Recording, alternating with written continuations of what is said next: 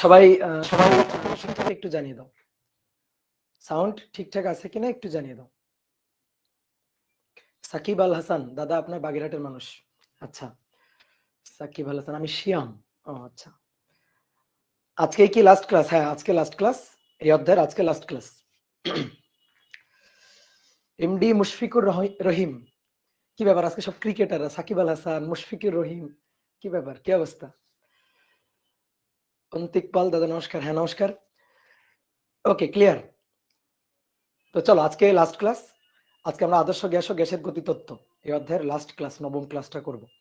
তো এই অধ্যায়ের মোটামুটি গুরুত্বপূর্ণ সব টপিকই আমাদের পড়া হয়ে গেছে। তো একটা খুচরা টপিক বাদ আছে, সেটা হচ্ছে স্বাধীনতার মাত্রা বা ডিগ্রি অফ ফ্রিডম। খুবই সহজ একটা টপিক, খুবই সহজ, এবং এটা এমসিকিউ এর জন্য গুরুত্বপূর্ণ একটা টপিক আর কি। তো এখান থেকে ধরো যে এই টপিক রিলেটেড, শুধুমাত্র এই টপিককে ফোকাস করে বোর্ডে ধরো সৃজনশীল প্রশ্ন হওয়ার এটা সম্ভাবনা নাই। তা আমরা এখন এই ডিগ্রি অফ ফ্রিডম অর্থাৎ স্বাধীনতার মাত্রা এই টপিকটা পড়বো, যাতে আমরা এখান থেকে আসলে মোটামুটি এমসিকিউ গুলো অ্যান্সার করতে পারি, এবং রিটেন ম্যাথে যেখানে আর কি ডিগ্রি অফ ফ্রিডমের ব্যবহারটা আছে সেটা যেন আমরা খুব সহজে বুঝতে পারি। তো তাহলে চলো আমরা শুরু করে দিই। কি ক্লিয়ার? সবকিছু ক্লিয়ার শোনা যাচ্ছে? ওকে, ঠিক আছে। তো চলো দেখো, আজকে আমরা দুটো টপিক পড়বো, স্বাধীনতার মাত্রা অর্থাৎ ডিগ্রি অফ ফ্রিডম এবং শক্তির সমবিভাজন নীতি। ডিগ্রি অফ ফ্রিডমের লেজ ধরে ধরে এই টপিকটা চলে আসে, সেই টপিকটা হচ্ছে শক্তির সমবিভাজন নীতি। তো চলো, স্বাধীনতার মাত্রার দেখো আমি পিছনে একটা ডেফিনেশন লিখে রাখছি, বইয়ের কঠিন একটা ডেফিনেশন। তো ডেফিনেশনটা একটু পড়ি, আসো তো আমরা ডেফিনেশনটা কি লেখা আছে। স্বাধীনতার মাত্রা ইংরেজিতে এটাকে বলা হয় ডিগ্রি অফ ফ্রিডম। এটাকে আমরা ছোট হাতের এফ দিয়ে প্রকাশ করব, কোন বইতে এন এফ দিয়েও প্রকাশ করছে। তো ব্যাপার না, ডিগ্রি অফ ফ্রিডম ছোট হাতের এফ দিয়েও প্রকাশ করতে পারি, আবার এন নিচে ছোট করে এফ লিখেও প্রকাশ করতে পারি। কোন কোন বইতে শুধু এন দিয়েও প্রকাশ করছে, সেটাও আমরা করতে পারি। তা আমরা ছোট হাতের এফ দিয়েই প্রকাশ করব। এবার আসো স্বাধীনতার মাত্রার সংজ্ঞাটা একটু পড়ি, যেটা বই থেকে আমি এখানে লিখে রাখছি। দেখো কি কঠিন সংজ্ঞা, বই মানে কত কঠিন করে লেখা থাকে। কোন গতিশীল সিস্টেমের অবস্থা, অবস্থা মানে স্টেট ইংরেজিতে বলা হয়, আর পজিশন মানে অবস্থান আর কি, এটা সুনির্দিষ্টভাবে প্রকাশ করার জন্য যত সংখ্যক স্বাধীন চলরাশি বা স্বতন্ত্র রাশির সাহায্য দরকার হয় তাদেরকে বলা হয় ওই গতিশীল সিস্টেমের স্বাধীনতার মাত্রা অর্থাৎ ডিগ্রি অফ ফ্রিডম বা স্বতন্ত্র সংখ্যা। তাহলে দেখো যা সংজ্ঞা বললাম সবকিছু কিন্তু তোমার মাথার উপর দিয়ে চলে গেছে। তো এভাবে একটু বইতে একটু কঠিন বাংলা ভাষায় লেখা আছে, তো এই কারণে একটু প্রথম পড়াতে বুঝতে সমস্যা হয়।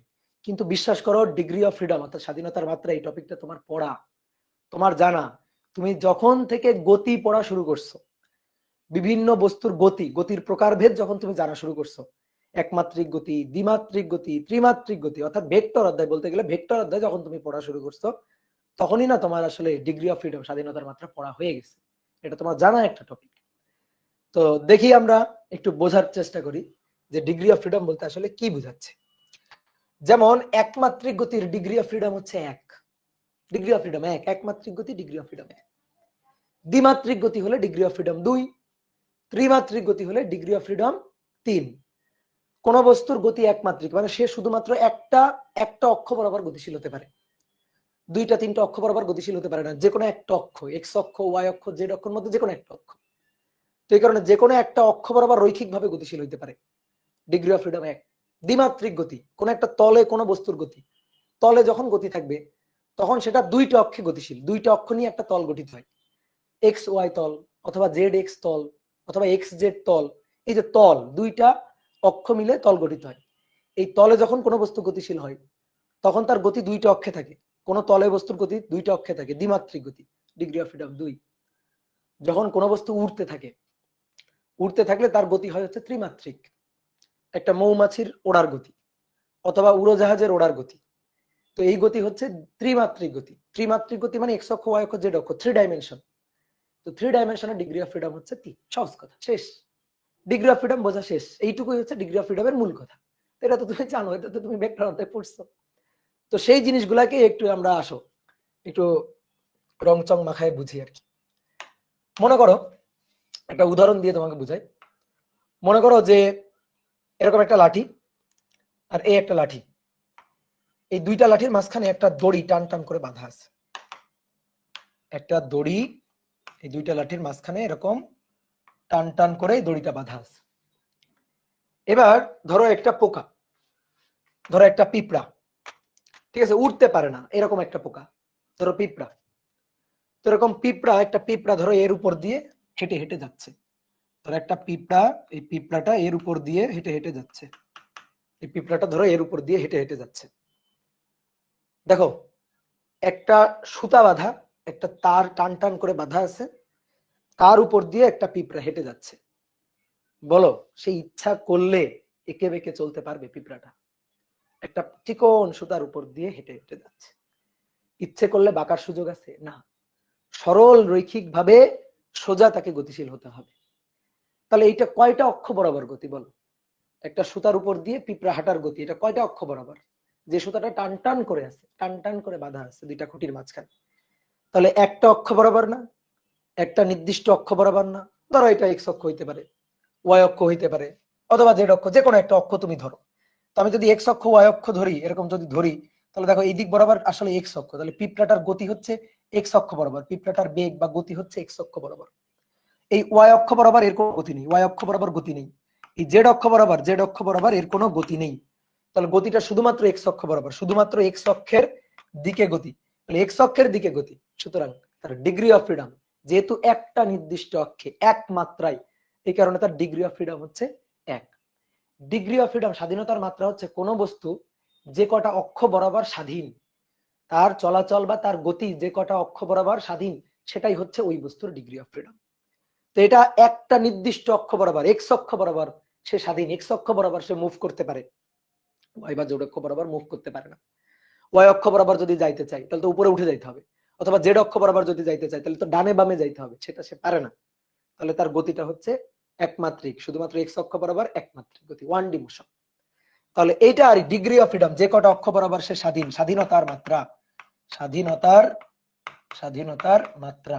তো স্বাধীনতার মাত্রাকে আমি তোমাকে একটু আগে বলছিলাম যে ছোট হাতের এফ দিয়ে আমরা লিখবো। তাহলে এই ক্ষেত্রে এই বস্তুটার, এই যে গতিশীল পিঁপড়াটা সুতার উপর দিয়ে হেঁটে যাচ্ছে, যে পিঁপড়াটা, তার degree of freedom that is one. বুঝছো? এত সহজ জিনিস আর আছে? এবার ধরো কোন একটা বস্তু একটা দ্বিমাত্রিক তলে গতিশীল, একটা দ্বিমাত্রিক তলে, ধরো কোন একটা তল, মেঝে ধরো, তোমার বাসার মেঝে, এই যে এটা হচ্ছে তোমার বাসার মেঝে, ধরো মেঝে একটা তল, এই তলের উপর দিয়ে কোন একটা বস্তু গতিশীল। ধরো এবার একটা পোকা, ধরো পিঁপড়াটা, এই পিঁপড়াটা এবার এই তলের উপর দিয়ে হেঁটে হেঁটে যাচ্ছে। তাহলে পিঁপড়াটা যদি এবার তলের উপর দিয়ে হেঁটে হেঁটে যায়, তাহলে সে কিন্তু দুইটা অক্ষে গতিশীল। ধরো এই হচ্ছে পিঁপড়াটা, এই যে এটা হচ্ছে পিঁপড়াটা, পিঁপড়া বা ব্যাং কিছু একটা চিন্তা করো আর কি। না, ব্যাং হলে হবে না, ব্যাং তো লাফাই লাফাই যায়, লাফাইতে পারবে না, লাফাইতে পারবে না, বুঝছো? লাফাইলে তো আকাশে উঠে গেল, লাফানো যাবে না। তো এই যে পোকাটা, এই পোকাটা হচ্ছে উঠতে পারে না। তাহলে দেখো এবার এই কয়টা অক্ষ বরাবর গতিশীল হতে পারে? এক্স অক্ষ আর ওয়াই অক্ষ। তাহলে একে বেঁকে গেলে সে এক্স অক্ষ বরাবর যাইতে পারে, ওয়াই অক্ষ বরাবর যাইতে পারে, একটা তলে, দ্বিমাত্রিক তলে গতিশীল। উঠতে পারে না কিন্তু, উপরে উঠে যাইতে পারবে না ইচ্ছা হলে। জেড অক্ষ বরাবর গতি নেই, এক্স অক্ষ আর ওয়াই অক্ষে, দুইটা অক্ষে আছে। তাহলে দুইটা অক্ষে two D motion, two dimensional motion, two D. তাহলে এই পোকাটা, এই বস্তুটা দুইটা অক্ষে স্বাধীন।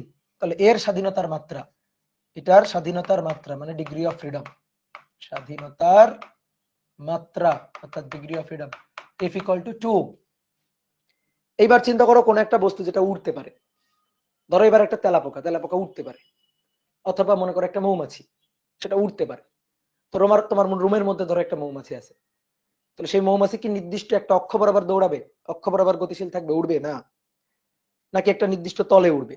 না। মেঝেতে মেঝেতে থাকবে? না। একটা নির্দিষ্ট অক্ষ বরাবর যাবে? উত্তর হচ্ছে না। তাহলে কি হবে? উড়তে পারবে। তাহলে উড়লে তার গতি হয়ে গেল থ্রি ডি মোশন হয়ে গেল। তাহলে আমরা সেইটা একটু আঁকতে চাই। তো থ্রি কোন একটা ক্ষেত্র আকার, একটা সহজ সিস্টেম হচ্ছে একটা ঘনক আঁকা। ঘনক আঁকলে একটা রুম আঁকবা তুমি, তার মানে একটা ঘনক আঁকো, ঘনক আঁকলে তো হয়ে গেল, কাজ শেষ। তাহলে দেখো এই যে এটা, এটা এক্স অক্ষ, এটা ওয়াই অক্ষ, আর এইটা হচ্ছে জেড অক্ষ, এক্স অক্ষ, ওয়াই অক্ষ, জেড অক্ষ। এবার আসো আমি এখান থেকে একটা ঘনক আঁকি, এখানে একটা ঘনক আঁকছি।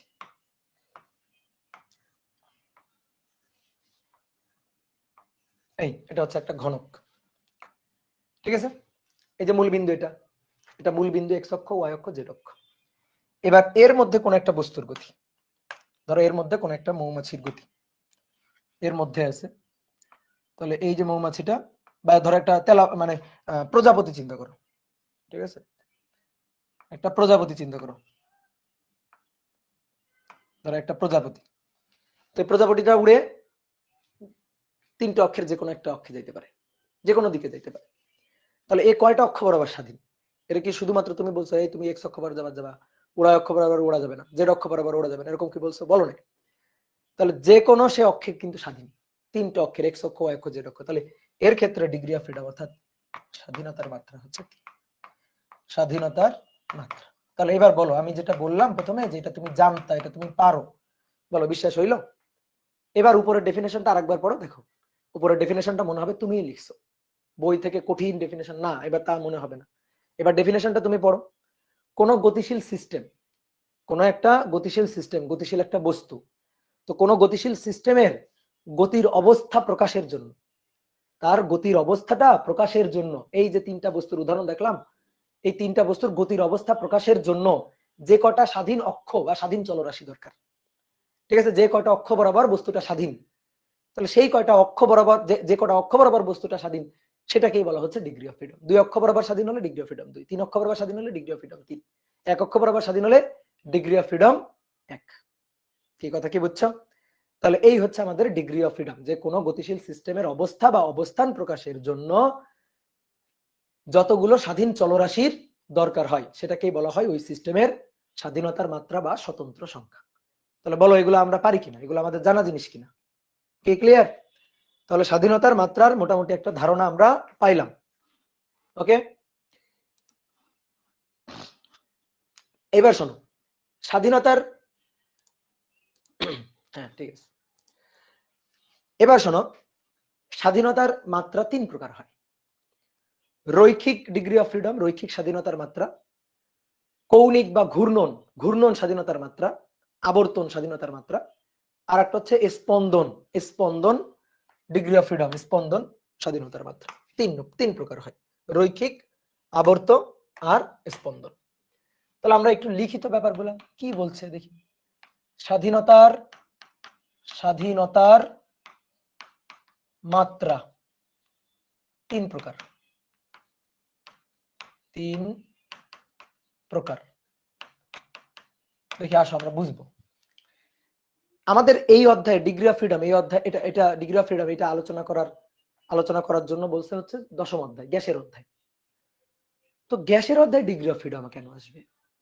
এটা তো ভেক্টর অধ্যায় ডিগ্রি অফ ফ্রিডম বলে দিবে, অথবা গতিবিদ্যার অধ্যায় বলবে, গ্যাসের অধ্যায় কেন বলবে, তাই না? গ্যাসের অধ্যায় ডিগ্রি অফ ফ্রিডমের কি কাজ? গ্যাসের অণুর আবার ডিগ্রি অফ ফ্রিডম কোত্থেকে আসে? তো সেইটাই তো আমরা দেখতে চাই। তো গ্যাসের অণুর বা যে কোনো বস্তুরই আসলে ডিগ্রি অফ ফ্রিডম হইতে পারে 3 প্রকার। তো প্রথমটা হচ্ছে রৈখিক ডিগ্রি অফ ফ্রিডম, রৈখিক স্বাধীনতার মাত্রা। 2 নম্বরটা হচ্ছে আবর্তন বা ঘূর্ণন, আর 3 নম্বরটা হচ্ছে স্পন্দন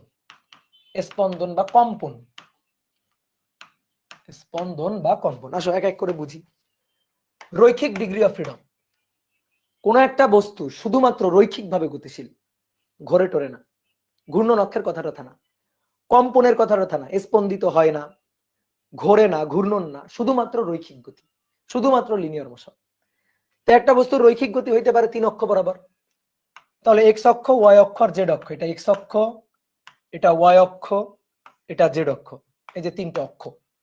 কোন একটা বস্তু, ধরো একটা বল বা ধরো একটা গ্যাসের অণুর কথা চিন্তা করো, এক পরমাণু গ্যাসের একটা অণুর কথা চিন্তা করো, ধরো এই যে অণুটা এখানে আছে, এই যে অণুটা এখানে আছে, অথবা একটা বল। তো এইটার গতি রৈখিক গতি। তো রৈখিক গতি এক্স অক্ষ বরাবর রৈখিক গতি থাকতে পারে যে ভি এক্স, এক্স অক্ষ বরাবর বেগ, ওয়াই অক্ষ বরাবর বেগ থাকতে পারে ভি ওয়াই, জেড অক্ষ বরাবর বেগ থাকতে পারে ভি জেড। গ্যাসের অণু হলে আমরা বলতাম C X, C Y, C Z. তাহলে এই যে 3 অক্ষ বরাবর রৈখিক গতির জন্য 3 অক্ষ বরাবর রৈখিক গতি থাকার কারণে যে ডিগ্রি অফ ফ্রিডম, সেটা হচ্ছে রৈখিক ডিগ্রি অফ ফ্রিডম, অর্থাৎ রৈখিক স্বাধীনতার মাত্রা। তো রৈখিক স্বাধীনতার মাত্রা কয়টা হইতে পারে? তিনটা। 3 অক্ষ বরাবর তিনটা। ধরো কোনো বস্তু শুধুমাত্র x অক্ষ বরাবর গতিশীল, তাহলে তার রৈখিক ডিগ্রি অফ ফ্রিডম 1। কোন বস্তু x অক্ষ y অক্ষ দুইটা অক্ষ বরাবরই গতিশীল হতে পারে, দুইটা অক্ষ বরাবরই স্বাধীন কোন একটা তলে গতিশীল হলে, তাহলে তার রৈখিক ডিগ্রি অফ ফ্রিডম 2, দুইটা। 3 অক্ষ বরাবর গতিশীল উঠতে পারে, তাহলে তার রৈখিক ডিগ্রি অফ ফ্রিডম 3। সহজ কথা, ঠিক ক্লিয়ার? তাহলে রৈখিক গতির জন্য যে ডিগ্রি অফ ফ্রিডম সেটা হচ্ছে রৈখিক ডিগ্রি অফ ফ্রিডম। রৈখিক গতির জন্য যে ডিগ্রি অফ ফ্রিডম সেটাই হচ্ছে রৈখিক ডিগ্রি অফ ফ্রিডম বা স্বাধীনতার মাত্রা। আচ্ছা, রৈখিক গতির জন্য তার গতিশক্তিও কিন্তু 3 অক্ষ বরাবর। যেমন x অক্ষ বরাবর গতিশক্তি, x অক্ষ বরাবর যদি বেগ থাকে তখন x অক্ষ বরাবর যে গতিশক্তিটা হবে, ধরো এটাকে আমি বললাম ex, গতিশক্তি ex ekx, that is half, ধরো এর ভর হচ্ছে m, তাহলে half m vx square. x অক্ষ বরাবর বেগ, তার জন্য x অক্ষ বরাবর গতিশক্তি। y অক্ষ বরাবর গতিশীল থাকলে তখন y অক্ষ বরাবর গতিশক্তি half m vy square. z অক্ষ বরাবর গতিশীল থাকলে ez, that is half m vz square. কি বুঝলা? 3 অক্ষ বরাবর বেগ, তো 3 অক্ষ বরাবর গতিশক্তি। ওকে, এবার আসো আবর্তন গতিশক্তি, ঘূর্ণন আবর্তন। তাহলে ঘূর্ণন আবর্তন, এবার বস্তু হচ্ছে ঘুরতে পারবে, বস্তু এবার কি হবে? ঘুরতে পারবে। ঠিক আছে, বস্তু এবার ঘুরতে পারবে। যেমন এখানে তো আমি এক পারমাণবিক গ্যাসের অণু দিয়ে দেখাইছি। আচ্ছা, দ্বিপারমাণবিক গ্যাসের অণু হলে কি দেখতে এরকম হয়? এক পারমাণবিক গ্যাসের অণু দেখতে এরকম হয়, কারণ এক পারমাণবিক গ্যাসের অণু একটা পরমাণু দিয়ে একটা অণু গঠিত, এই কারণে দেখতে এরকম হয়। কিন্তু দ্বিপারমাণবিক গ্যাসের অণু যদি হয়, দ্বিপারমাণবিক গ্যাসের অণু, তো সেই দ্বিপারমাণবিক গ্যাসের অণু দেখতে কেমন হবে? এরকম হবে না? দ্বিপারমাণবিক গ্যাসের অণুর গঠন এরকম হবে না? এই যে এই একটা পরমাণু, এই একটা পরমাণু, দুইটা পরমাণু মিলে একটা, তাহলে এটা হচ্ছে দ্বিপারমাণবিক গ্যাসের একটা। ধর এটা একটা অক্সিজেন, এটা একটা অক্সিজেন, দুইটা অক্সিজেন অ্যাটম দিয়ে, দুইটা অক্সিজেন পরমাণু দিয়ে একটা অক্সিজেন অণু O2। ঠিক ক্লিয়ার? বন্ধন হচ্ছে দ্বিবন্ধন, এরকম দ্বিবন্ধন। যদি নাইট্রোজেন হয় তাহলে ত্রিবন্ধন, ত্রিবন্ধন এরকম নাইট্রোজেন। তাহলে যদি আমরা দ্বিপারমাণবিক গ্যাসের অণু চিন্তা করি, তাহলে দুইটা পরমাণু দিয়ে একটা অণু গঠিত হবে। তার সাথে আমরা এখানে দ্বিপারমাণবিক গ্যাসের অণু আঁকি, এখানে দ্বিপারমাণবিক গ্যাসের অণু আঁকি। তাহলে দেখো এই যে এই একটা অণু আর এই একটা অণু, এই যে দ্বিপারমাণবিক গ্যাসের অণু দেখতে এরকম হবে। দ্বিপারমাণবিক গ্যাসের অণু, একটা ছোট একটা বড় হবে না, দুটো একই রকমই হবে। দ্বিপারমাণবিক গ্যাসের অণু, দুইটা পরমাণু দিয়ে একটা অণু গঠিত। তাহলে এবার এই যে দুইটা পরমাণু দিয়ে একটা অণু গঠিত, এরা ঘুরতে পারে, এরা ঘুরতে পারে। ঠিক আছে, দুইজন, ধরো যে দুইজন চিন্তা করো, এখানে তো আরেকজন নাই, দুইজন এভাবে হাত ধরে আছে। ঠিক আছে, এই যে দুইজন হাত ধরে আছে, তাহলে একটা মাঝখানে ধরো অক্ষ, এটা হচ্ছে অক্ষ, এই যে এটা হচ্ছে ওয়াই অক্ষ, এই ওয়াই অক্ষের চারপাশে ঘুরতে পারবে, এভাবে আবর্তিত হতে পারবে, পারবে না? এভাবে আবর্তিত হতে পারবে না? এই যে এভাবে ঘুরতে পারবে না? এই যে এটা ধরো ওয়াই অক্ষ, ওয়াই অক্ষের চারপাশে আবর্তিত হতে পারবে না? তো আবর্তন গতির জন্য যে ডিগ্রি অফ ফ্রিডম সেটা হচ্ছে আবর্ত স্বাধীনতার মাত্রা বা ঘূর্ণন স্বাধীনতার মাত্রা। তাহলে দেখো এক্স অক্ষ বরাবর আবর্তিত হতে পারে, ওয়াই অক্ষ বরাবর আবর্তিত হতে পারে, জেড অক্ষ বরাবর আবর্তিত হতে পারে, এই যে জেড অক্ষ বরাবর আবর্তিত হতে পারে। তাহলে 3 অক্ষ বরাবর আবর্তনের জন্য, ঘূর্ণনের জন্য যে ডিগ্রি অফ ফ্রিডম, 3 অক্ষ বরাবর ঘূর্ণনের জন্য যে ডিগ্রি অফ ফ্রিডম সেটা হচ্ছে ঘূর্ণন স্বাধীনতার মাত্রা। তো ঘূর্ণন স্বাধীনতার মাত্রা এরকম 3টা অক্ষে। যদি হাত ধরে এক্স অক্ষের চারপাশে ঘোরে, যেমন এরকম ধরো, আকার দরকার নেই তোমাদের, এই যে এই একটা পরমাণু, এই একটা পরমাণু, তো এই গ্যাসের অণুটা যদি এক্স অক্ষের চারপাশে ঘুরতে থাকে, একটা পাত্রের মধ্যে গ্যাসের অণু রাখা আছে, তো দ্বিপারমাণবিক গ্যাসের এই যে এক একটা অণু, দ্বিপারমাণবিক গ্যাসের অণু দেখতে তো এরকম, তো এই অণুটা যদি ধরো এক্স অক্ষ বরাবর ঘোরে, তাহলে এক্স অক্ষ বরাবর তার ঘূর্ণন ডিগ্রি অফ ফ্রিডম থাকবে 1, এক্স অক্ষ বরাবর ঘোরে। ধরো ওয়াই অক্ষ বরাবর ঘোরে, 2 অক্ষ বরাবর ঘুরতে পারে, তখন ডিগ্রি অফ ফ্রিডম, ঘূর্ণন ডিগ্রি অফ ফ্রিডম, ঘূর্ণন বা আবর্তন ডিগ্রি অফ ফ্রিডম হবে 2। যদি 3 অক্ষ বরাবরই ঘুরতে পারে তখন হবে 3। সহজ কথা, কি ক্লিয়ার? এক্স অক্ষ, ওয়াই অক্ষ, জেড অক্ষ, 3 অক্ষ বরাবর যদি ঘুরতে পারে, আমরা পরবর্তীতে দেখবো কোনটা পারে কোনটা পারে না, সেটা আমরা দেখবো, চেক করে দেখবো, কিন্তু ঘুরতে পারলে তার ডিগ্রি অফ ফ্রিডম এক এক করে বাড়বে। কোন বস্তু ধরো, ভালো করে বুঝিও, দেখি কেমন পারো তোমরা। কোন বস্তু ধরো এক্স অক্ষ, ওয়াই অক্ষ, জেড অক্ষ, এই 3 অক্ষ বরাবর রৈখিক ভাবে দৌড়াইতে পারে, রৈখিক ভাবে গতিশীল। ঠিক আছে, রৈখিক ভাবে দৌড়াইতে পারে, রৈখিক ভাবে গতিশীল, এবং সে এক্স অক্ষ বরাবর ঘুরতে পারে। বলো তার ডিগ্রি অফ ফ্রিডম কত, দেখি তোমরা কেমন বুঝো। বলো তার ডিগ্রি অফ ফ্রিডম কত হবে? এক্স অক্ষ, ওয়াই অক্ষ, জেড অক্ষ বরাবর দৌড়াইতে পারে, রৈখিক ভাবে দৌড়াইতে পারে, রৈখিক ভাবে গতিশীল হতে পারে, আর জেড এক্স অক্ষ বরাবর সে ঘুরতে পারে। তাহলে তার ডিগ্রি অফ ফ্রিডম কি হবে? তাহলে তার ডিগ্রি অফ ফ্রিডম কেমন হতে পারে? তার ডিগ্রি অফ ফ্রিডম হবে 4। 4 হবে তার ডিগ্রি অফ ফ্রিডম। কেমনে? তার ডিগ্রি অফ ফ্রিডম হবে 4। কেমনে? 3 অক্ষ বরাবর রৈখিক ভাবে দৌড়াইতে পারে, তাহলে ডিগ্রি অফ ফ্রিডম রৈখিক তিনটা, ঠিক আছে? অনেকে লিখছো এক, না হয়নি। তার ডিগ্রি অফ ফ্রিডম 4, কেমনে? রৈখিক ডিগ্রি অফ ফ্রিডম 4টা, সরি 3টা, এক্স অক্ষ ওয়াই অক্ষ জেড অক্ষ বরাবর দৌড়াইতে পারে। তাহলে 3টা হচ্ছে রৈখিক ডিগ্রি অফ ফ্রিডম আর একটা হচ্ছে ঘূর্ণন বা আবর্তন ডিগ্রি অফ ফ্রিডম। তাহলে টোটাল কয়টা? 4টা। বুঝতে পারছো? ধরো কোন বস্তু এক্স অক্ষ ওয়াই অক্ষ জেড অক্ষ বরাবর দৌড়াইতে পারে এবং এক্স অক্ষ এবং ওয়াই অক্ষে সে ঘূর্ণনের জন্য স্বাধীন, ঘুরতে পারে, সহজ কথা। তাহলে ডিগ্রি অফ ফ্রিডম কি হবে? তাহলে ডিগ্রি অফ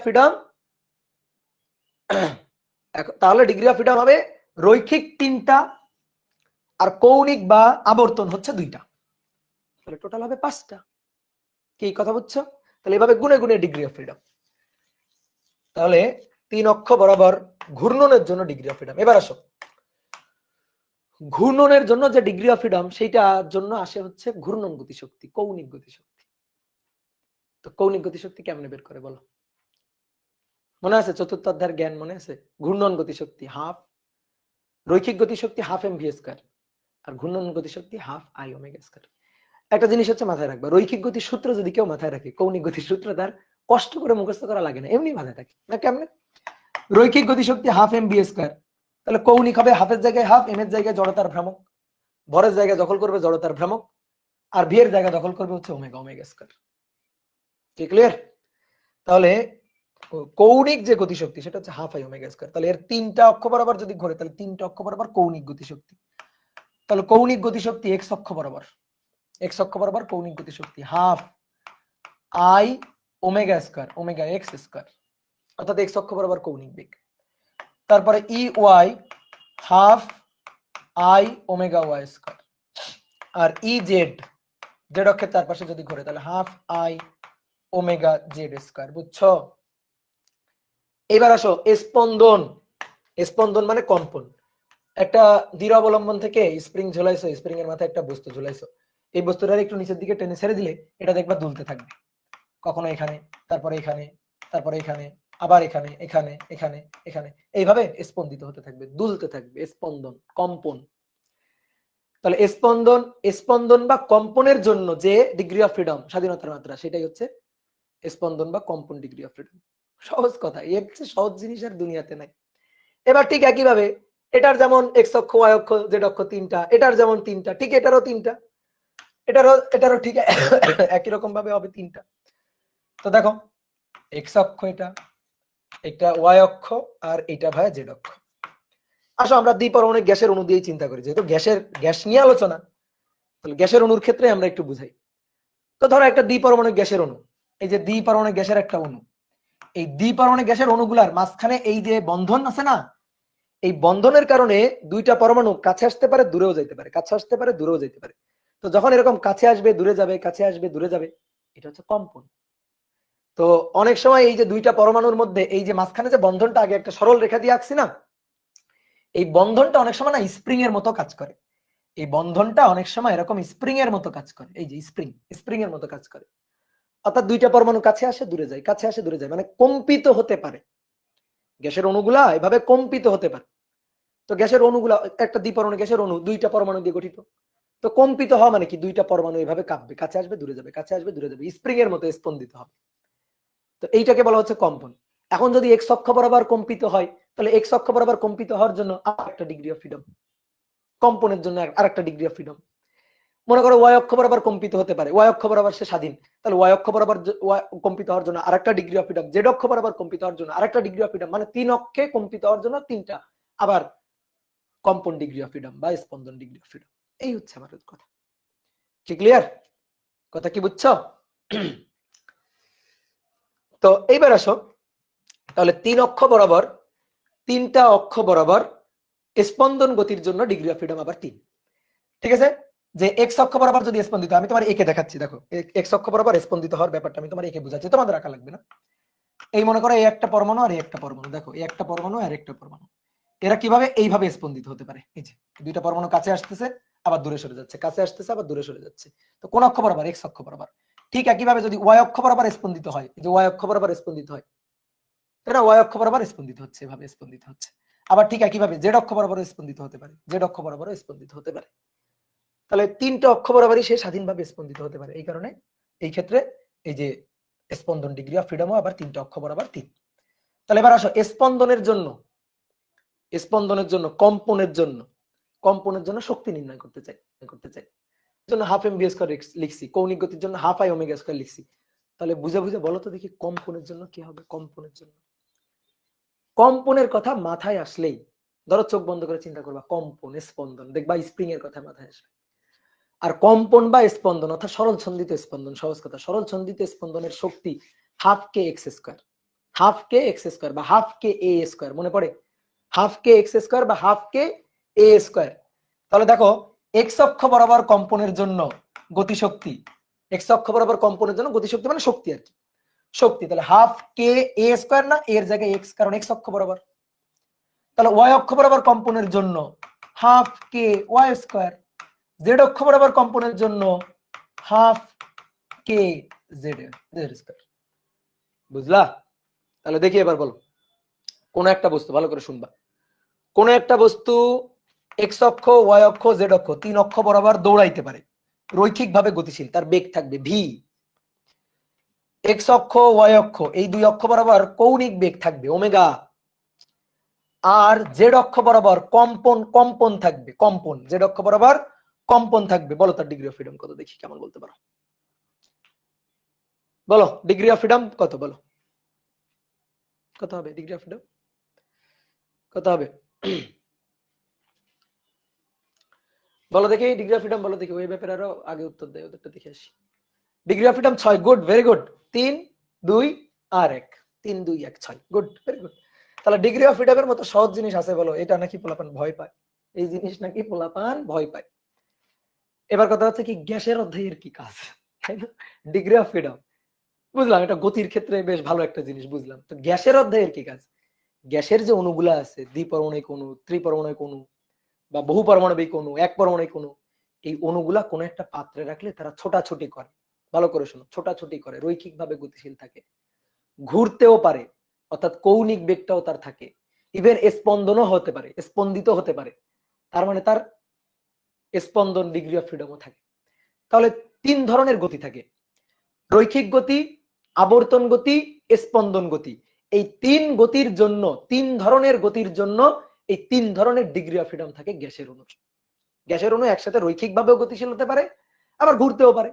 তুমি মনে করো অক্সিজেন অণু রাখছো কোন একটা পাত্রের মধ্যে, অক্সিজেন গ্যাস রাখছো, তো অক্সিজেন গ্যাসের যে অণুগুলা আছে সেই অণুগুলা স্থির বসে আছে না, ছুটতেছে, পাত্রের মধ্যে ছোটাছুটি করতেছে, ছোটাছুটি করতে করতে কিন্তু আবার ঘুরতেছেও। ঠিক আছে? একটা অণু গঠিত হচ্ছে কিভাবে? একটা অণু গঠিত হচ্ছে দুইটা পরমাণুর হাত ধরে একটা অণু গঠিত করতেছে। তো তারা ছুটতে পারে, এক্স অক্ষ বরাবর দৌড় দিল, ওয়াই অক্ষ বরাবর দৌড় দিল, জেড অক্ষ বরাবর দৌড় দিল, দৌড়াইতে দৌড়াইতে আবার ঘুরতেও পারে, ধরো হাত ধরে এভাবে ঘুরতেও পারে। ঠিক আছে? ইচ্ছা মতো পাত্রের মধ্যে একটা অণু ঘুরতেও পারে, আবার স্পন্দিত হতে পারে। তাহলে 3 ধরনের গতি থাকে, 3 ধরনের গতির জন্য এই যে 3 ধরনের ডিগ্রি অফ ফ্রিডম। তো এইবার আমরা গ্যাসের প্রত্যেকটা, ধরো এক পারমাণবিক গ্যাস, দ্বিপারমাণবিক গ্যাস, বহু পারমাণবিক গ্যাস, ধরে ধরে ধরে ধরে এবার ডিগ্রি অফ ফ্রিডম আমরা হিসাব করবো। আসো দেখি। ঠিক আছে? তাহলে আমরা ডিগ্রি অফ ফ্রিডম কিভাবে হিসাব করতে হয় বুঝে গেছি। যে কয়টা অক্ষ বরাবর রৈখিক আবর্তন এবং ঘূর্ণন, রৈখিক আবর্তন এবং স্পন্দন গতি থাকবে তার ডিগ্রি অফ ফ্রিডম হবে, তাই সহজ কথা। তাহলে এবার আসো দেখি আমরা ডিগ্রি অফ ফ্রিডম হিসাব করব। তো প্রথমে আসো এক পারমাণবিক গ্যাসের জন্য ডিগ্রি অফ ফ্রিডম। এক পারমাণবিক গ্যাস, এক পারমাণবিক গ্যাস,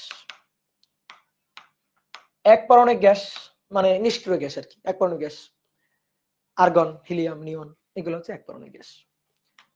তো এই এক পারমাণবিক গ্যাস এগুলা গঠিত হয় হচ্ছে, এক পারমাণবিক গ্যাসের অণু গঠিত হয় হচ্ছে একটা পরমাণু দিয়ে। যেমন আমি তোমার যদি বলি একটা হিলিয়াম অ্যাটম আঁকো, তো তুমি এরকম একটা বল এঁকে দিয়ে চলে যাবা, যে বলবা ভাই এটাই হচ্ছে একটা হিলিয়াম অ্যাটম, এটাই হচ্ছে হিলিয়ামের একটা অণু, হিলিয়ামের একটা পরমাণু। একটা পরমাণু দিয়ে একটা অণু গঠিত হয়, নিষ্ক্রিয় গ্যাস, এক পারমাণবিক গ্যাস, একটা পরমাণু দিয়ে একটা কি অণু গঠিত হয়। এবার আমরা এই অণুটারে একটু লক্ষ্য করি। এই অণুটা কোন একটা পাত্রের মধ্যে, ধরো একটা পাত্রের মধ্যে একটা সিলিন্ডার, এই সিলিন্ডারের মধ্যে পিস্টন সংযুক্ত করে, পিস্টন দিয়ে একটা এক পারমাণবিক গ্যাস, ধরো হিলিয়াম রাখা আছে। তাহলে হিলিয়াম গ্যাসের এই যে অণুগুলা, এই যে এটা হচ্ছে হিলিয়াম গ্যাসের অণুগুলা এই পাত্রের মধ্যে ছুটে বেড়াইতেছে। হিলিয়াম গ্যাসের অণুগুলা পাত্রের মধ্যে এই যে ছুটে বেড়াইতেছে, পাত্রের মধ্যে ছুটে বেড়াইতেছে। তাহলে এই যে অণুগুলা, এগুলা পাত্রের মধ্যে শুধু এক্স অক্ষ বরাবর যাবে, শুধু ওয়াই অক্ষ বরাবর যাবে, শুধু জেড অক্ষ বরাবর যাবে? এই পাত্রের মধ্যে যে অণুগুলো আছে সেই অণুগুলো তো স্বাধীন, পাত্রের মধ্যে ইচ্ছামতো উড়ে বেড়াইতে পারে।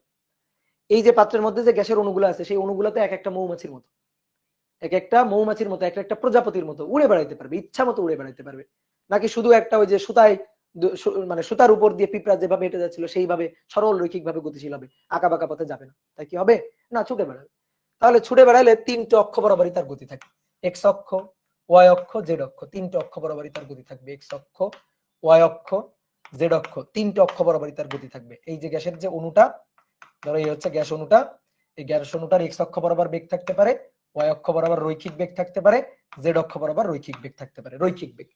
তো রৈখিক বেগে যে তিন অক্ষ বরাবর রৈখিক বেগ থাকতে পারে। এইবার কথা হচ্ছে কি, সেটা কি ঘুরতে পারে? উত্তর হচ্ছে না, ঘোরার জন্য অ্যাটলিস্ট দুইজন লাগবে, ঘোরার জন্য অ্যাটলিস্ট দুইজন লাগবে। এটা ঘুরতে পারে কিনা, উত্তর হচ্ছে না, পারে না।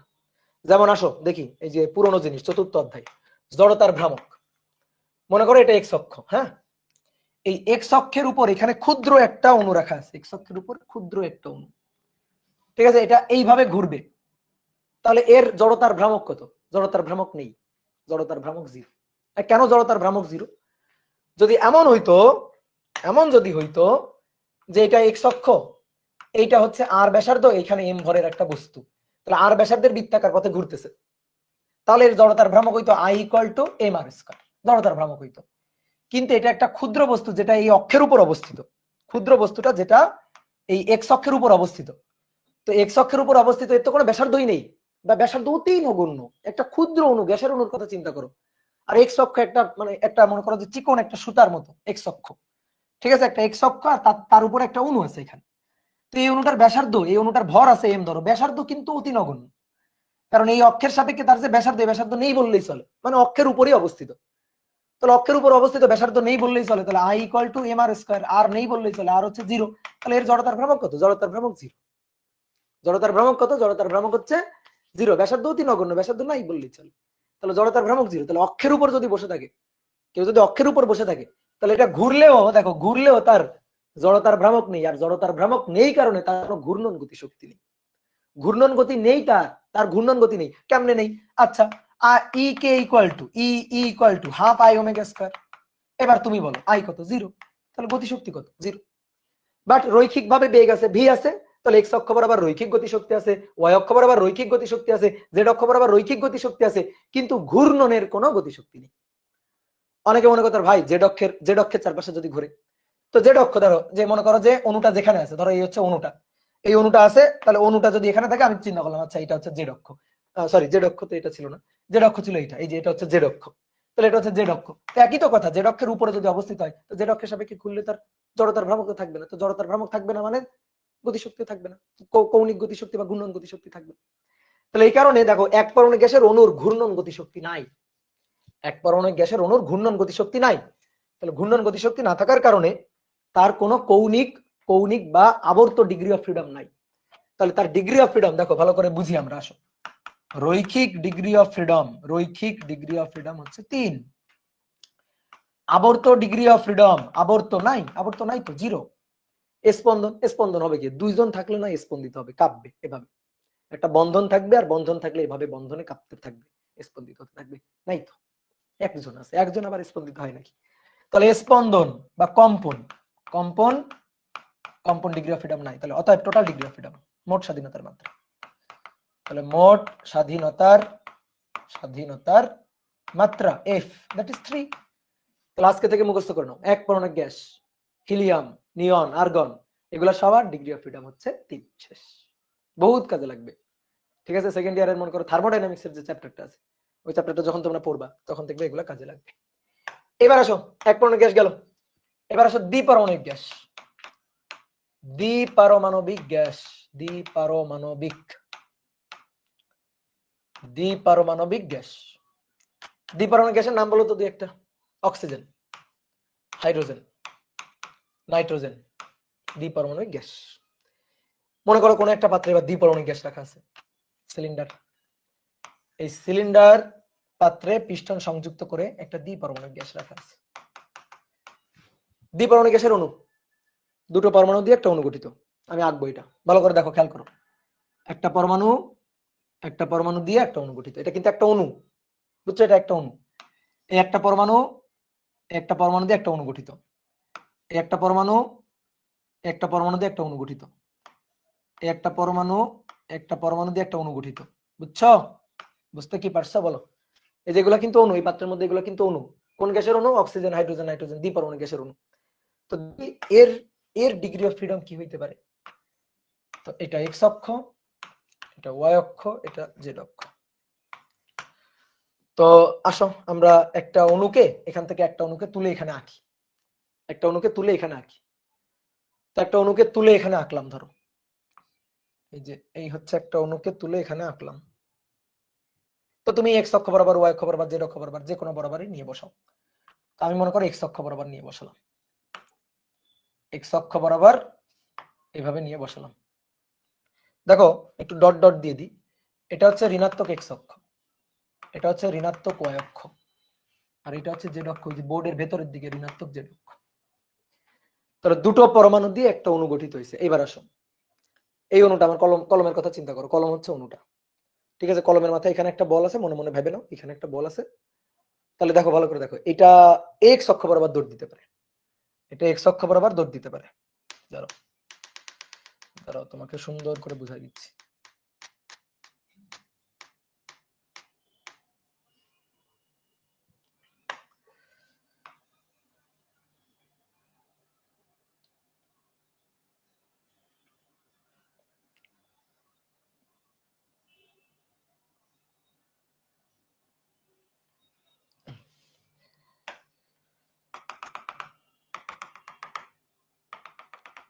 দেখো এই যে অণুটার দিকে তাকাও, এই যে অণুটা আঁকছি এখানে, অণুটা যেটা আঁকছি দুইটা পরমাণু দিয়ে একটা অণু গঠিত হয়েছে, সেই অণুটার গতিটা ভালো করে দেখো, খেয়াল করো। এই অণুটা এক্স অক্ষ বরাবর দৌড় দিতে পারে, এই যে অণুটা দেখো, অণুটা এক্স অক্ষ বরাবর দৌড় দিতে পারে, পারে না? এই দেখো এক্স অক্ষ বরাবর দৌড়াচ্ছে, কোন অক্ষ বরাবর? এক্স অক্ষ বরাবর। তাহলে এক্স অক্ষ বরাবর দৌড়ানোর জন্য, এক্স অক্ষ বরাবর তার গতির জন্য ডিগ্রি অফ ফ্রিডমে এক কাউন্ট করো, এক। ওকে, এক। আচ্ছা ওয়াই অক্ষ বরাবর দৌড়াইতে পারে না? দেখি তো। হ্যাঁ পারে তো, ওয়াই অক্ষ বরাবর দৌড়াইতে পারে, ওয়াই অক্ষ বরাবরও রৈখিক বেগ থাকতে পারে, রৈখিক বেগ দৌড়াচ্ছে ওয়াই অক্ষ বরাবর, পারে, হ্যাঁ এটা সম্ভব। Degree of freedom 2। এবার আসো জেড অক্ষ বরাবর, জেড অক্ষ বরাবর দৌড়াইতে পারে কিনা? হ্যাঁ পারে, জেড অক্ষ বরাবর। তাহলে জেড অক্ষ বরাবর রৈখিক গতির জন্য ডিগ্রি অফ ফ্রিডম 3, 3 অক্ষ বরাবর রৈখিক গতির জন্য ডিগ্রি অফ ফ্রিডম হলো 3, 3। ডান। এইবার আসো ঘূর্ণন, দেখো ঘূর্ণন, দেখো ওয়াই অক্ষের চারপাশে ঘুরতে পারে, এই যে ওয়াই অক্ষ, এই ওয়াই অক্ষের চারপাশে ঘুরতে পারবে, ঠিক আছে? ওয়াই অক্ষের চারপাশে ঘুরতে পারবে। এই যে জেড অক্ষ আছে, জেড অক্ষের চারপাশে ঘুরতে পারে, কিন্তু এক্স অক্ষের চারপাশে ঘুরতে পারবে না।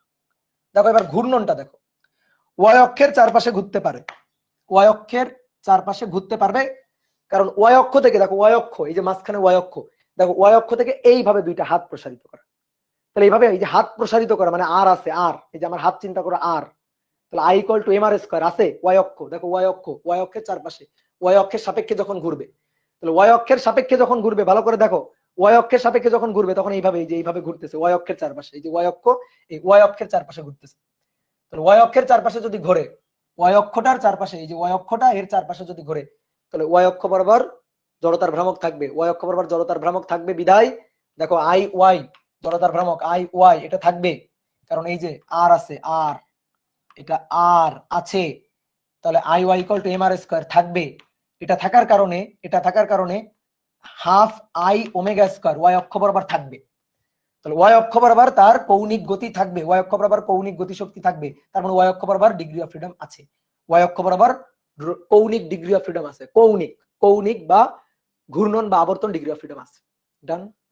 জেড অক্ষে দেখো, দেখো এই যে জেড অক্ষ লম্ব ভাবে চলে গেছে, জেড অক্ষের চারপাশে ঘুরতে পারে, দেখো জেড অক্ষের চারপাশে ঘুরতে পারে, পারে, সম্ভব। জেড অক্ষের চারপাশে ঘুরবে, পারে, সম্ভব। জেড অক্ষের চারপাশে ঘুরতে পারবে, সম্ভব। কিন্তু এক্স অক্ষের চারপাশে, এক্স অক্ষের চারপাশে ঘুরতে পারবে না, ঘূর্ণন হবে না। কেন ঘূর্ণন হবে না? কারণ দেখো এক্স অক্ষ বরাবরই আমি রাখছি কোন অক্ষ বরাবর? এক্স অক্ষ বরাবর। তাহলে এক্স অক্ষ বরাবর যদি থাকে, তাহলে এক্স অক্ষের দেখো, এক্স অক্ষের সাথে কোনো আর নেই, দেখো কোনো আর নেই, দেখো এটা এক্স অক্ষ, এক্স অক্ষের উপরে অবস্থিত, তাহলে এক্স অক্ষের থেকে এই যে হাত নেই, আর নেই, ব্যাসার্ধ নেই, I equal to M R square, M R square নেই তো, আই নেই তো, তাহলে এক্স অক্ষ বরাবর আই নেই, জড়তার ভ্রামক নেই, এই কারণে এক্স অক্ষ বরাবর কৌণিক গতিশক্তিটা নেই, ঠিক আছে? এক্স অক্ষ বরাবর কৌণিক গতিশক্তিটা নেই, তাহলে ডিগ্রি অফ ফ্রিডম এক্স অক্ষ বরাবর কৌণিক ডিগ্রি মানে আবর্তন ঘূর্ণন ডিগ্রি অফ ফ্রিডম নেই। এখন অনেকে বলতে ভাই আপনি এক্স অক্ষ বরাবর নিয়ে আঁকছেন কেন, আপনি ওয়াই অক্ষ বরাবর নিতেন। আচ্ছা আমি তাহলে অনুটাকে যদি ওয়াই অক্ষ বরাবর বসাই, এই অনুটাকে যদি আমি ওয়াই অক্ষ বরাবর বসাই, তাহলে ওয়াই অনুটাকে ওয়াই অক্ষ বরাবর বসালে, ওয়াই অক্ষ বরাবর এইভাবে যদি বসাই, তাহলে ওয়াই অক্ষের চারপাশে আর ঘুরতে পারবে না, কারণ ওয়াই অক্ষের চারপাশে আর নেই। তাহলে এক্স অক্ষের জন্য আছে, জেড অক্ষের জন্য আছে। তার মানে তুমি যেভাবে বসাও না কেন, এক্স অক্ষ, ওয়াই অক্ষ, জেড অক্ষ, যেভাবে তুমি বসাও না কেন, একটা অক্ষ থাকবে না, বাকি দুইটা থাকবে। একটা অক্ষ থাকবে না, বাকি দুইটা থাকবে। যেমন তুমি এই কলমটার কথা চিন্তা করো, দেখো এই কলমটার এইটা হচ্ছে এক্স অক্ষ, এইটা হচ্ছে ওয়াই অক্ষ, আর তোমাদের দিকটা হচ্ছে জেড অক্ষ। জেড অক্ষ, ওয়াই অক্ষ, এক্স অক্ষ, বুঝছো? দেখো খেয়াল করো, কলমটাকে আমি ঘুরাবো, এই যে এটা ওয়াই অক্ষ, এটা ওয়াই অক্ষ, তো দেখো ওয়াই অক্ষের চারপাশে ঘোরাতে পারছি, এই যে ওয়াই অক্ষের চারপাশে ঘোরাতে পারছি, ঠিক ক্লিয়ার? এবার তোমাদের দিকটা হচ্ছে জেড অক্ষ, জেড অক্ষের চারপাশে ঘোরাবো, ভালো করে দেখো, এই যে জেড অক্ষের চারপাশে ঘোরাতে পারছি, জেড অক্ষের চারপাশে ঘোরাতে পারছি। কিন্তু এবার এক্স অক্ষ, এই যে এটা হচ্ছে এক্স অক্ষ, এক্স অক্ষ বরাবর ঘোরাতে পারলে দেখি, এক্স অক্ষ এটা, এক্স অক্ষ বরাবর ঘোরাতে পারলে এই যে দেখো এবার আর এইভাবে ঘুরবে। তো এইভাবে ঘুরলে তো ওই এক্স অক্ষের পরেই অবস্থিত, এক্স অক্ষের উপরেই তো ঘুরতেছে, এক্স অক্ষ থেকে তো আর নেই, আর নেই এই কারণে এক্স অক্ষ বরাবর আর কৌণিক গতি নেই, কৌণিক গতি শক্তি নেই। তাহলে কৌণিক গতি শক্তি আছে মাত্র দুইটা অক্ষ, বুঝলা? যদি আরো ভেঙে দেখাই, তাহলে দেখো আরো ভেঙে দেখাই, তাহলে এক্স অক্ষ বরাবর তার রৈখিক বেগ আছে ভি এক্স, ওয়াই অক্ষ বরাবর দৌড়াইতে পারে ভি ওয়াই, জেড অক্ষ বরাবর দৌড়াইতে পারে ভি জেড, বুঝছো? V Z. এবার এক্স অক্ষ, এক্স ওয়াই অক্ষের চারপাশে ঘুরতে পারে, তাহলে আই ওয়াই আছে, জেড অক্ষের চারপাশে ঘুরতে পারে আই জেড আছে, কিন্তু আই এক্স নেই, আই এক্স কিন্তু জিরো, আই এক্স কিন্তু জিরো। তাহলে দেখো ভালো করে দেখো, half M V X square আছে, half M V Y square আছে, half M V Z square আছে, তিন অক্ষ বরাবর রৈখিক গতিশক্তি আছে। Half I X, half I X omega square বা ওমেগা এক্স স্কোয়ার নাই, নাই, আই এক্স জিরো নাই। Half I Y omega square বা ওমেগা ওয়াই স্কোয়ার আছে, half I Z omega square আছে, তাহলে আছে দুটো, আছে তিনটে, তাহলে মোট ডিগ্রি অফ ফ্রিডম পাঁচটা। ঠিক আছে, অনেকে লিখতেছো ছয়, ছয় হবে না তো, ছয় হবে না তো, কৌণিক বা রৈখিক মানে ঘূর্ণন বা আবর্তন একটা বাদ চলে গেছে তো, তাহলে পাঁচ। তুমি যদি বলো ভাই আপনি এক্স অক্ষ বরাবর বসাচ্ছেন, আমি ওয়াই অক্ষ বরাবর বসাবো, বসাও না, ওয়াই অক্ষ বরাবর বসাও, তাহলে ওয়াই অক্ষটা থাকবে না, এটাই হচ্ছে কথা, ওয়াই অক্ষ এটাই থাকবে না। ঠিক আছে, এবার অনেকে বলতো ভাই এটার ক্ষেত্রে কি এসএইচএমটা নেই, মানে সিম্পল হারমোনিক মোশন, স্পন্দনটা নেই? না, দ্বিপরমাণু গ্যাসের জন্য স্পন্দন নেই। ঠিক আছে, এটা আমি ধরো যে জানি তোমারে বললাম, তুমি একটু বিশ্বাস করো আমারে নাকি? দ্বিপারমাণিক গ্যাস অণুর জন্য স্পন্দন নেই, দ্বিপারমাণিক গ্যাস অণু স্পন্দিত হয় না। কি ক্লিয়ার? তাহলে আসো এটার তাহলে আমরা একটু লিখি, একটু ভেঙে চুরে লিখি। রৈখিক ডিগ্রি অফ ফ্রিডম, রৈখিক ডিগ্রি অফ ফ্রিডম ছোট হাতের এফ, সরি রৈখিক ডিগ্রি অফ ফ্রিডম 3, আর আবর্ত ডিগ্রি অফ ফ্রিডম, আবর্ত ডিগ্রি অফ ফ্রিডম হচ্ছে 2। স্পন্দন, স্পন্দন ডিগ্রি অফ ফ্রিডম নাই, স্পন্দিত হবে না। ঠিক আছে, দ্বিপরমাণু গ্যাস অণুর ক্ষেত্রে এইটুকু বিশ্বাস করে, স্পন্দিত হবে না। তাহলে অতএব স্বাধীনতার মাত্রা, অতএব স্বাধীনতার মাত্রা, স্বাধীনতার মাত্রা এফ 5, 3 2 যোগ করে 5, টোটাল ডিগ্রি অফ ফ্রিডম হচ্ছে 5। কি ক্লিয়ার? বুঝতে পারছো?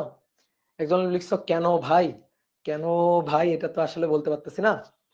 ঠিক আছে, তবে দ্বিপরমাণু গ্যাস অণুর জন্য স্পন্দন থাকে না, আপাতত বিশ্বাস করো। ঠিক আছে, সব জানতে গেলে অনেক আলোচনা চলে আসবে। ঠিক আছে, তবে আইডিয়াল গ্যাসের জন্য, নরমালি আইডিয়াল গ্যাসের জন্য ভাইব্রেশনাল যে এনার্জিটা, এটা আসলে তেমন থাকে না, বলতে গেলে সহজ কথা। ঠিক আছে, আইডিয়াল গ্যাসের জন্য, আইডিয়াল গ্যাসের জন্য ভাইব্রেশনাল যে কাইনেটিক এনার্জি, এটা আসলে থাকে না আইডিয়াল গ্যাস ধরলে, এটাই হচ্ছে কথা। এবার তাহলে দেখো এক পারমাণবিক দ্বিপারমাণবিক গেল, এবার আসলে তো ত্রিপারমাণবিক, ত্রিপারমাণবিক একটা উদাহরণ বল। ত্রিপারমাণবিক গ্যাস বলে আসলে কিছু না, আমরা সবকিছুকে ঢালাও ভাবে বহু পারমাণবিক বলে চালাই দিই। তো তারপরেও যেহেতু আমরা বিগিনার আর কি, একটু শিখতেছি এখন, তাহলে ত্রিপারমাণবিক ধরে নিই, ত্রিমাত্রিক লিখে ফেলছি, ত্রিপারমাণবিক, ত্রিপারমাণবিক,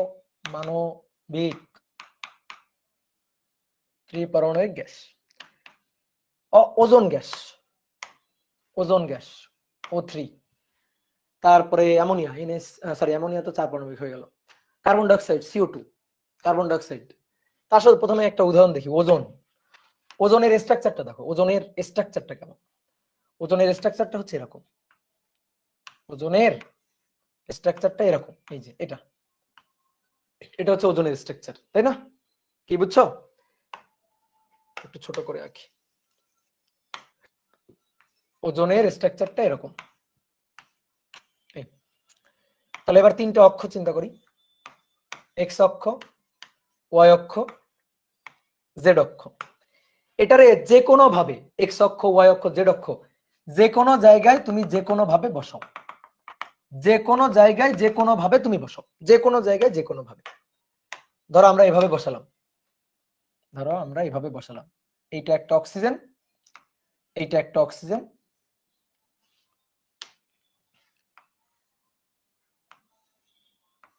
এইটা একটা অক্সিজেন, এইভাবে আমি বসালাম, ঠিক আছে? ওজনটাকে এভাবে বসালাম, মানে এক্স অক্ষের উপরেই বসালাম। এবার দেখো এটা 3 অক্ষ বরাবর দৌড়াইতে পারে, এটা তো মানো, এটা 3 অক্ষ বরাবর দৌড়াইতে পারে।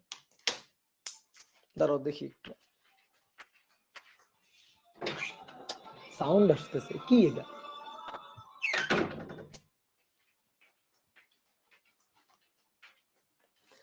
দেখো তাহলে 3 অক্ষ বরাবর, 3 অক্ষ বরাবর এটা দৌড়াইতে পারবে। তো দৌড়ানোর ব্যাপারটা কি আর ভেঙে বলা লাগবে? Vx থাকবে, Vy থাকবে, Vz থাকবে, Vz থাকবে। তাহলে 3 অক্ষ বরাবর দৌড়াবে, তাহলে রৈখিক ডিগ্রি অফ ফ্রিডম, রৈখিক ডিগ্রি অফ ফ্রিডম হচ্ছে 3। এইবার আসো ঘূর্ণন, একটু ঠান্ডা মাথায় চিন্তা করো। দেখো এক্স অক্ষের চারপাশে যখন ঘুরবে, দেখো এক্স অক্ষের চারপাশে যখন ঘুরবে তখন এটা এক্স অক্ষের উপর, তাহলে এর জড়তার ভ্রামক নেই, মানলাম। এটা এক্স অক্ষের উপর, এর জড়তার ভ্রামক নেই, মানলাম। কিন্তু এইটা তো এক্স অক্ষ থেকে দূরে আছে, দেখো তো এটা এক্স অক্ষ থেকে দূরে আছে না? তাহলে এর তো ঘুরতে থাকলে এ তো ঘুরবে, এ তো এক্স অক্ষের চারপাশে এইভাবে ঘুরবে, ঘুরবে না? তাহলে ওটার কিন্তু জড়তার ভ্রামক থাকবে, তার মানে কৌণিক গতিশক্তি কিন্তু এবার এক্স অক্ষ বরাবর আছে। তাহলে আবর্ত, আবর্ত ডিগ্রি অফ ফ্রিডম, আবর্ত, তাহলে এক্স অক্ষ বরাবর একটা হলো। এবার চিন্তা করো এইটা ওয়াই অক্ষ বরাবর যখন ঘুরবে তখন এইটারে বসাও, ওয়াই অক্ষ বরাবর নিয়ে বসাও। দেখো আমি এই যে ওয়াই অক্ষ বরাবর নিয়ে বসাচ্ছি, দেখো আলাদা করে ওয়াই অক্ষ বরাবর নিয়ে আঁকতেছি। তো অক্সিজেনটাকে, একটা অক্সিজেনকে এখানে দিলাম ওয়াই অক্ষ বরাবর, এই একটা অক্সিজেন, এই একটা অক্সিজেন, দেখো তো এরকম আছে। তাহলে এইটা হচ্ছে ওয়াই অক্ষের উপর, কিন্তু বাকি দুটো দেখো, বাকি দুটোর ওয়াই অক্ষ থেকে দূরত্ব আছে না? দেখো তো দূরত্ব আছে কিনা, আছে। তাহলে দূরত্ব আছে, তার মানে এর জড়তার ভ্রামক আছে, এর জড়তার ভ্রামক আছে। তাহলে এর জড়তার ভ্রামক, এই দুটার কিন্তু জড়তার ভ্রামক আছে, বুঝছো? আছে। তাহলে জড়তার ভ্রামক থাকার কারণে আই থাকবে, আই আই আই থাকার কারণে, আই যদি থাকে জড়তার ভ্রামক থাকার কারণে অবশ্যই ডিগ্রি অফ ফ্রিডম ওয়াই অক্ষ বরাবর থাকবে। তাহলে এক্স অক্ষ বরাবর হইলো, ওয়াই অক্ষ বরাবর হইলো, দুইটা হইলো। এবার আসো জেড অক্ষ বরাবর, চিন্তা করো জেড অক্ষ। দেখো এটা যেভাবে রাখা আছে ঠিক মাঝখানে হচ্ছে জেড অক্ষ, একেবারে ঠিক মাঝখানে জেড অক্ষ, এরকম এইভাবে রাখা আছে, ঠিক মাঝখানে, এই যে dot dot dot dot dot, মাঝখানে হচ্ছে জেড অক্ষ। বা আমি আরেকটু 3D ভাবে যদি আঁকি, ঠিক আছে, আরেকটু 3D ভাবে যদি আঁকা হয়, তাহলে এই যে এই বরাবর, এই যে dot dot dot dot dot dot, এই যে জেড অক্ষ, দেখো জেড অক্ষ মানে এরকম, দেখো মোবাইল দিয়ে বুঝাই, এইভাবে রাখা আছে। এটা মিশে গেছে মনে হয়, ক্যালকুলেটর দিয়ে বুঝাই। এই যে এইভাবে রাখা আছে, তাহলে জেড অক্ষ তোমাদের দিকে না? তাহলে দেখো তো জেড অক্ষ একেবারে মাঝখান দিয়ে চলে গেছে না? মাঝখান দিয়ে। তাহলে জেড অক্ষ যদি মাঝখান দিয়ে চলে যায়, তাহলে তুমি দেখো তিনটা অনুরই কিন্তু দূরত্ব আছে, এটারও দূরত্ব আছে এক্স জেড অক্ষ থেকে, এটারও দূরত্ব আছে, এটারও দূরত্ব আছে, তিনটারই দূরত্ব আছে। তাহলে তিনটার দূরত্ব থাকার কারণে জড়তার ভ্রামক থাকবে, জড়তার ভ্রামক থাকার কারণে জেড অক্ষ বরাবর কৌণিক গতিশক্তি থাকবে। তাহলে 3 অক্ষ বরাবরই কিন্তু এবার কৌণিক গতিশক্তি আছে। তাহলে 3 অক্ষ বরাবর কৌণিক গতিশক্তি থাকার কারণে এখানে হবে 3। তাহলে মোট স্পন্দন নাই, ঠিক আছে? ওই যে বললাম যে আদর্শ গ্যাস স্পন্দন 0, তাহলে স্পন্দন নাই, তাহলে টোটাল ডিগ্রি অফ ফ্রিডম, মোট স্বাধীনতার মাত্রা, মোট স্বাধীনতার মাত্রা, স্বাধীনতার মাত্রা F = 6। এখানে F = 6, বুঝতে কি পারছো? এই হচ্ছে কাহিনী, F = 6। দেখো তোমার এইখানে আবার দেখাই, এখানে একটু দেখাই। দেখো তো এই দুইটা অণুর, সরি পরমাণুর, এই যে ওয়াই অক্ষের সাপেক্ষে দূরত্ব আছে, দূরত্ব আছে, এই কারণে ওয়াই অক্ষের জড়তার ভ্রামক আছে, জড়তার ভ্রামক মানে ওয়াই অক্ষ বরাবর ডিগ্রি অফ ফ্রিডম আছে, সহজ কথা। তারপরে আসো এই যে জেড অক্ষ, তাহলে জেড অক্ষ থেকে দেখো, জেড অক্ষ থেকে এটা দূরত্ব আছে, জেড অক্ষ থেকে এটা দূরত্ব আছে, জেড অক্ষ থেকে দূরত্ব আছে, জেড অক্ষ থেকে দূরত্ব আছে। ওকে, তাহলে জেড অক্ষ বরাবর ডিগ্রি অফ ফ্রিডম আছে। এবার এক্স অক্ষ দেখো, এক্স অক্ষ থেকে দূরত্ব নেই, দেখো এক্স অক্ষ থেকে দূরত্ব নেই, এক্স অক্ষের উপরেই আছে, এক্স অক্ষ থেকে কোনো দূরত্ব নেই, এই কারণে এক্স অক্ষ বরাবর জড়তার ভ্রামক নেই, এই কারণে ডিগ্রি অফ ফ্রিডম ছিল না। ঠিক আছে, তাহলে কত হলো এখানে, কত হলো এখানে হলো 6, 3 আর 3 6। ঠিক আছে, খাদিজাতুর মনতা বলছে 7 কিভাবে, 7 কোথায়, 7 কেন হলো, 3 আর 3 যোগ করলে তো 6 হয়, 7 কোত্থেকে হইলো, শাহরিয়ার 7 কিভাবে হয়, 7 কই, 7 তো নেই।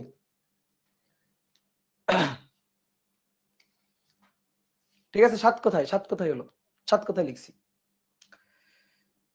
3 আর 3 যোগ করলে কত হয়, যোগ বলে গেছি আমি, 3 আর 3 যোগ করলে তো 6 হয়। যদি স্ট্রেট লাইন ত্রিমাত্রিক হয়, স্ট্রেট লাইন ত্রিমাত্রিক কেন হবে, ট্রিঅ্যাটমিক হয়। ভাই আগে 7 পড়ছি, আগে 7 পড়ছি, ও আচ্ছা 7 পড়লেও সেটা আলাদা কথা, কিন্তু এখানে হিসাব করে কত পাইলাম, হিসাব করে আমরা কত পাইলাম, হিসাব করে কত পাইলাম, এখানে দেখে আমরা কত পাইলাম, দেখে আমরা তো 3 মানে 6 পাইলাম, তাই না। 7 তুমি পড়ে থাকলে আলাদা কথা, 7 যদি তুমি পড়ে থাকো সেটা আলাদা কথা, এখানে আমরা তো 6 পাইলাম নাকি, 3 আর 3 যোগ করে কত পাইলাম, 6। তাহলে এই হচ্ছে কাহিনী, 3 আর 3 যোগ করে 6 পাইলাম। তাহলে এইভাবে আমরা ডিগ্রি অফ ফ্রিডম দেখো বুঝতে পারি, এইভাবে ডিগ্রি অফ ফ্রিডম হিসাব করে আমরা বুঝতে পারি। এইবার শোনো, দেখো কি লেখা আছে, গ্যাস অণুর ডিগ্রি অফ ফ্রিডম স্বাধীনতার মাত্রা নির্ণয়ের সহজ উপায়। খুব সহজে ডিগ্রি অফ ফ্রিডম আমরা হিসাব করব, খুব সহজে। আগে আমি একেবারে বেসিক বুঝালাম তোমাকে, একেবারে কিভাবে দেখো ডিগ্রি অফ ফ্রিডম নির্ণয় করা হয় সবকিছু তোমাকে বুঝালাম। এবার একটা শর্টকাট, কোন গ্যাস অণুর ডিগ্রি অফ ফ্রিডম বের করার জন্য একটা সূত্র আছে, ডিগ্রি অফ ফ্রিডম এফ। এটা বের করার জন্য খুবই বিখ্যাত একটা সূত্র, 3x - y, degree of freedom nf or f equal to 3x - y। x কি, x হচ্ছে যতগুলো কণা, কণা বা অ্যাটম দিয়ে গঠিত, অ্যাটম দিয়ে অণুটি গঠিত, অণুটি গঠিত।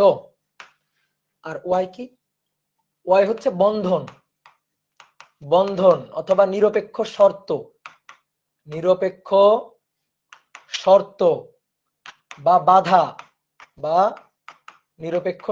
বা বাধা, তো আসো বুঝি, এই সূত্রে বসাই দিলেই কাজ শেষ, এবার আসো আমরা বুঝি। এখানে লেখা আছে আমাদের, এই যে এখানে, এই যে দ্বিপারমাণবিক গ্যাসের ক্ষেত্রে চিন্তা করো, দ্বিপারমাণবিক গ্যাস, অক্সিজেন, হাইড্রোজেন, নাইট্রোজেন, দ্বিপারমাণবিক গ্যাস। তো দ্বিপারমাণবিক গ্যাস, অক্সিজেন হলে O double bond O, nitrogen হলে এন ট্রিপল বন্ড এন। ঠিক আছে, ক্লিয়ার, অক্সিজেনের ক্ষেত্রে, নাইট্রোজেনের ক্ষেত্রে এরকম। তো এবার সূত্রটা কি শিখলাম আমরা, জানো, F = 3x - y। দেখি তো এটা আসে কিনা। তাহলে 3 × x কতগুলো কণা দ্বারা গঠিত, কতগুলো অ্যাটম দ্বারা গঠিত, দ্বিপারমাণবিক গ্যাস কয়টা অ্যাটম দ্বারা গঠিত, 2টা, তাহলে x এর মান 2 বিয়োগ y মানে বন্ধন, দ্বিপারমাণবিক গ্যাস দুইটার মধ্যে বন্ধন একটা, দেখো দুইটার মধ্যে বন্ধন কয়টা, একটা। এই যে n তিনটার মধ্যে বন্ধন কয়টা,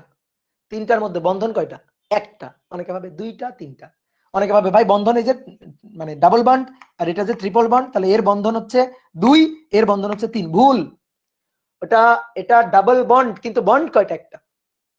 এটা ট্রিপল বন্ড কিন্তু বন্ড কয়টা, দুইটা এর মধ্যে সম্পর্ক কয়টা। এটার আর একটা সুন্দর নাম দিয়ে দাও, এই যে এটা এখানে আর একটা সুন্দর নাম দিয়ে দিই, বন্ধন বা নিরপেক্ষ শর্ত বা বাধা বা মনে করো অন্যয় বা সম্পর্ক কয়টা, অন্যয় বা সম্পর্ক।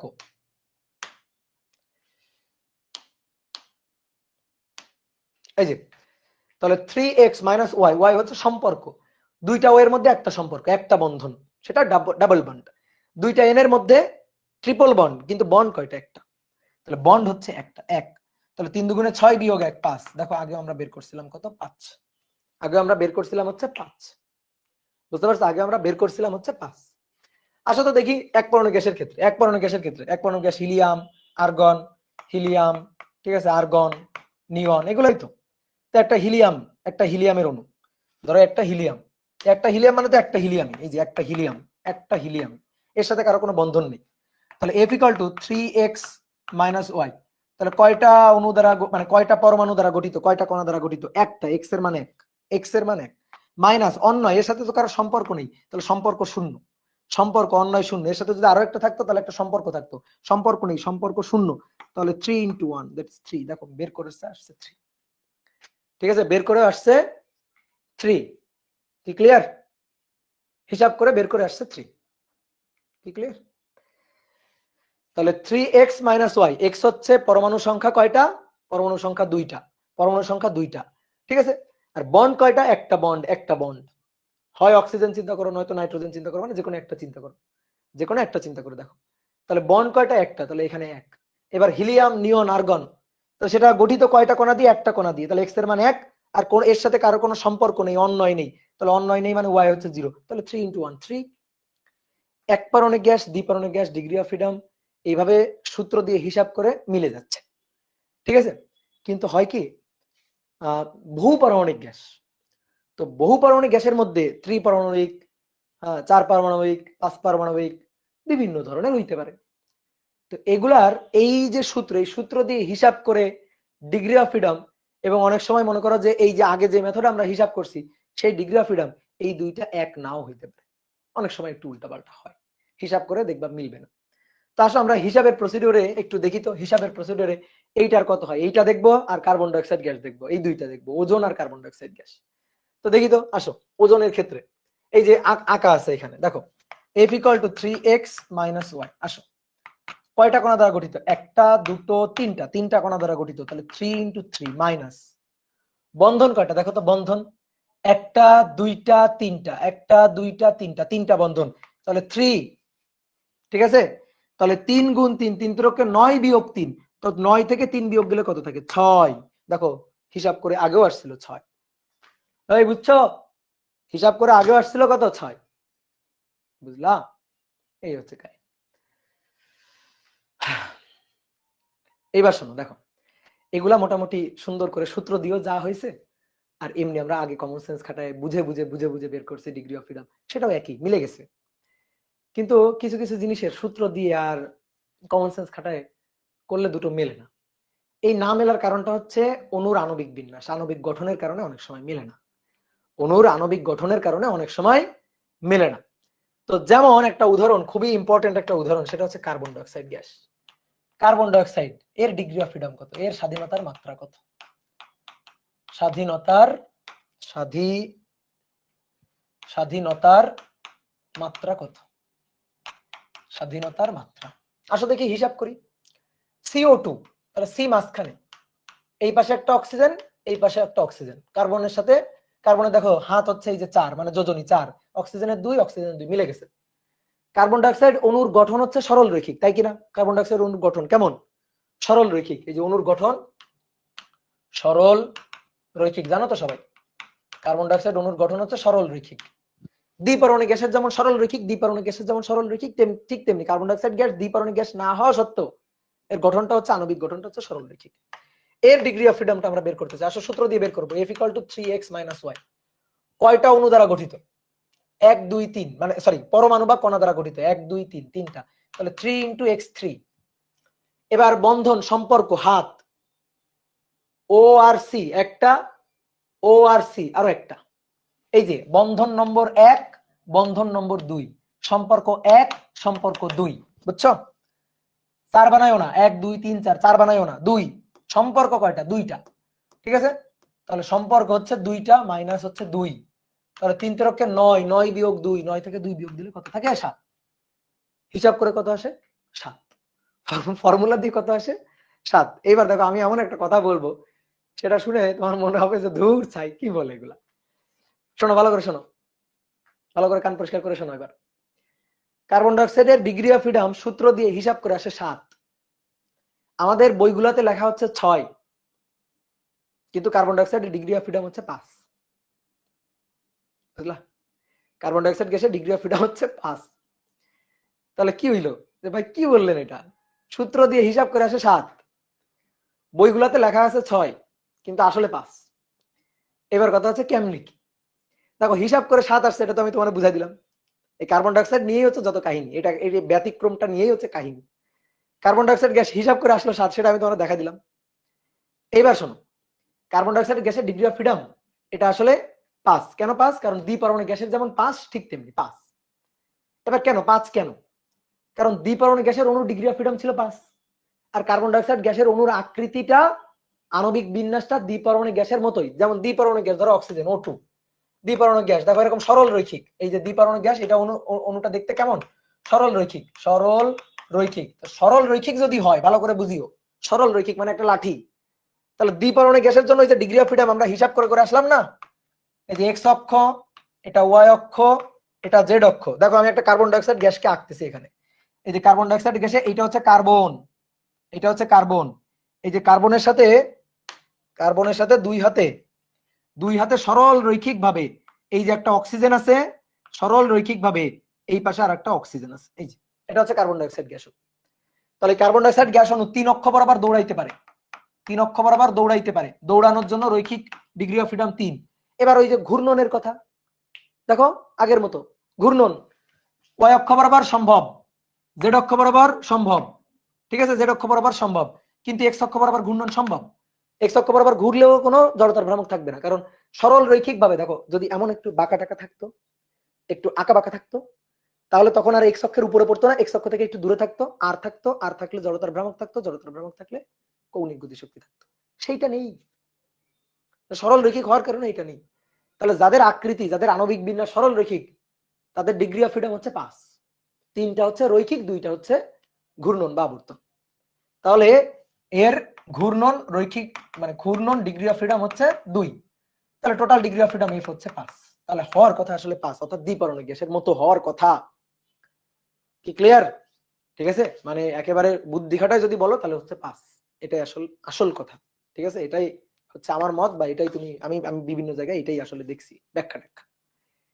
এবার হিসাব করে আসে তো 7, তাহলে এই হিসাবটা ঠিক নেই, এটা তো মনে করো শর্টকাট, এই হিসাবটা এটা আসলে ঠিক নেই। এবার আমরা তাহলে কত দিব? আমরা 6 দিব।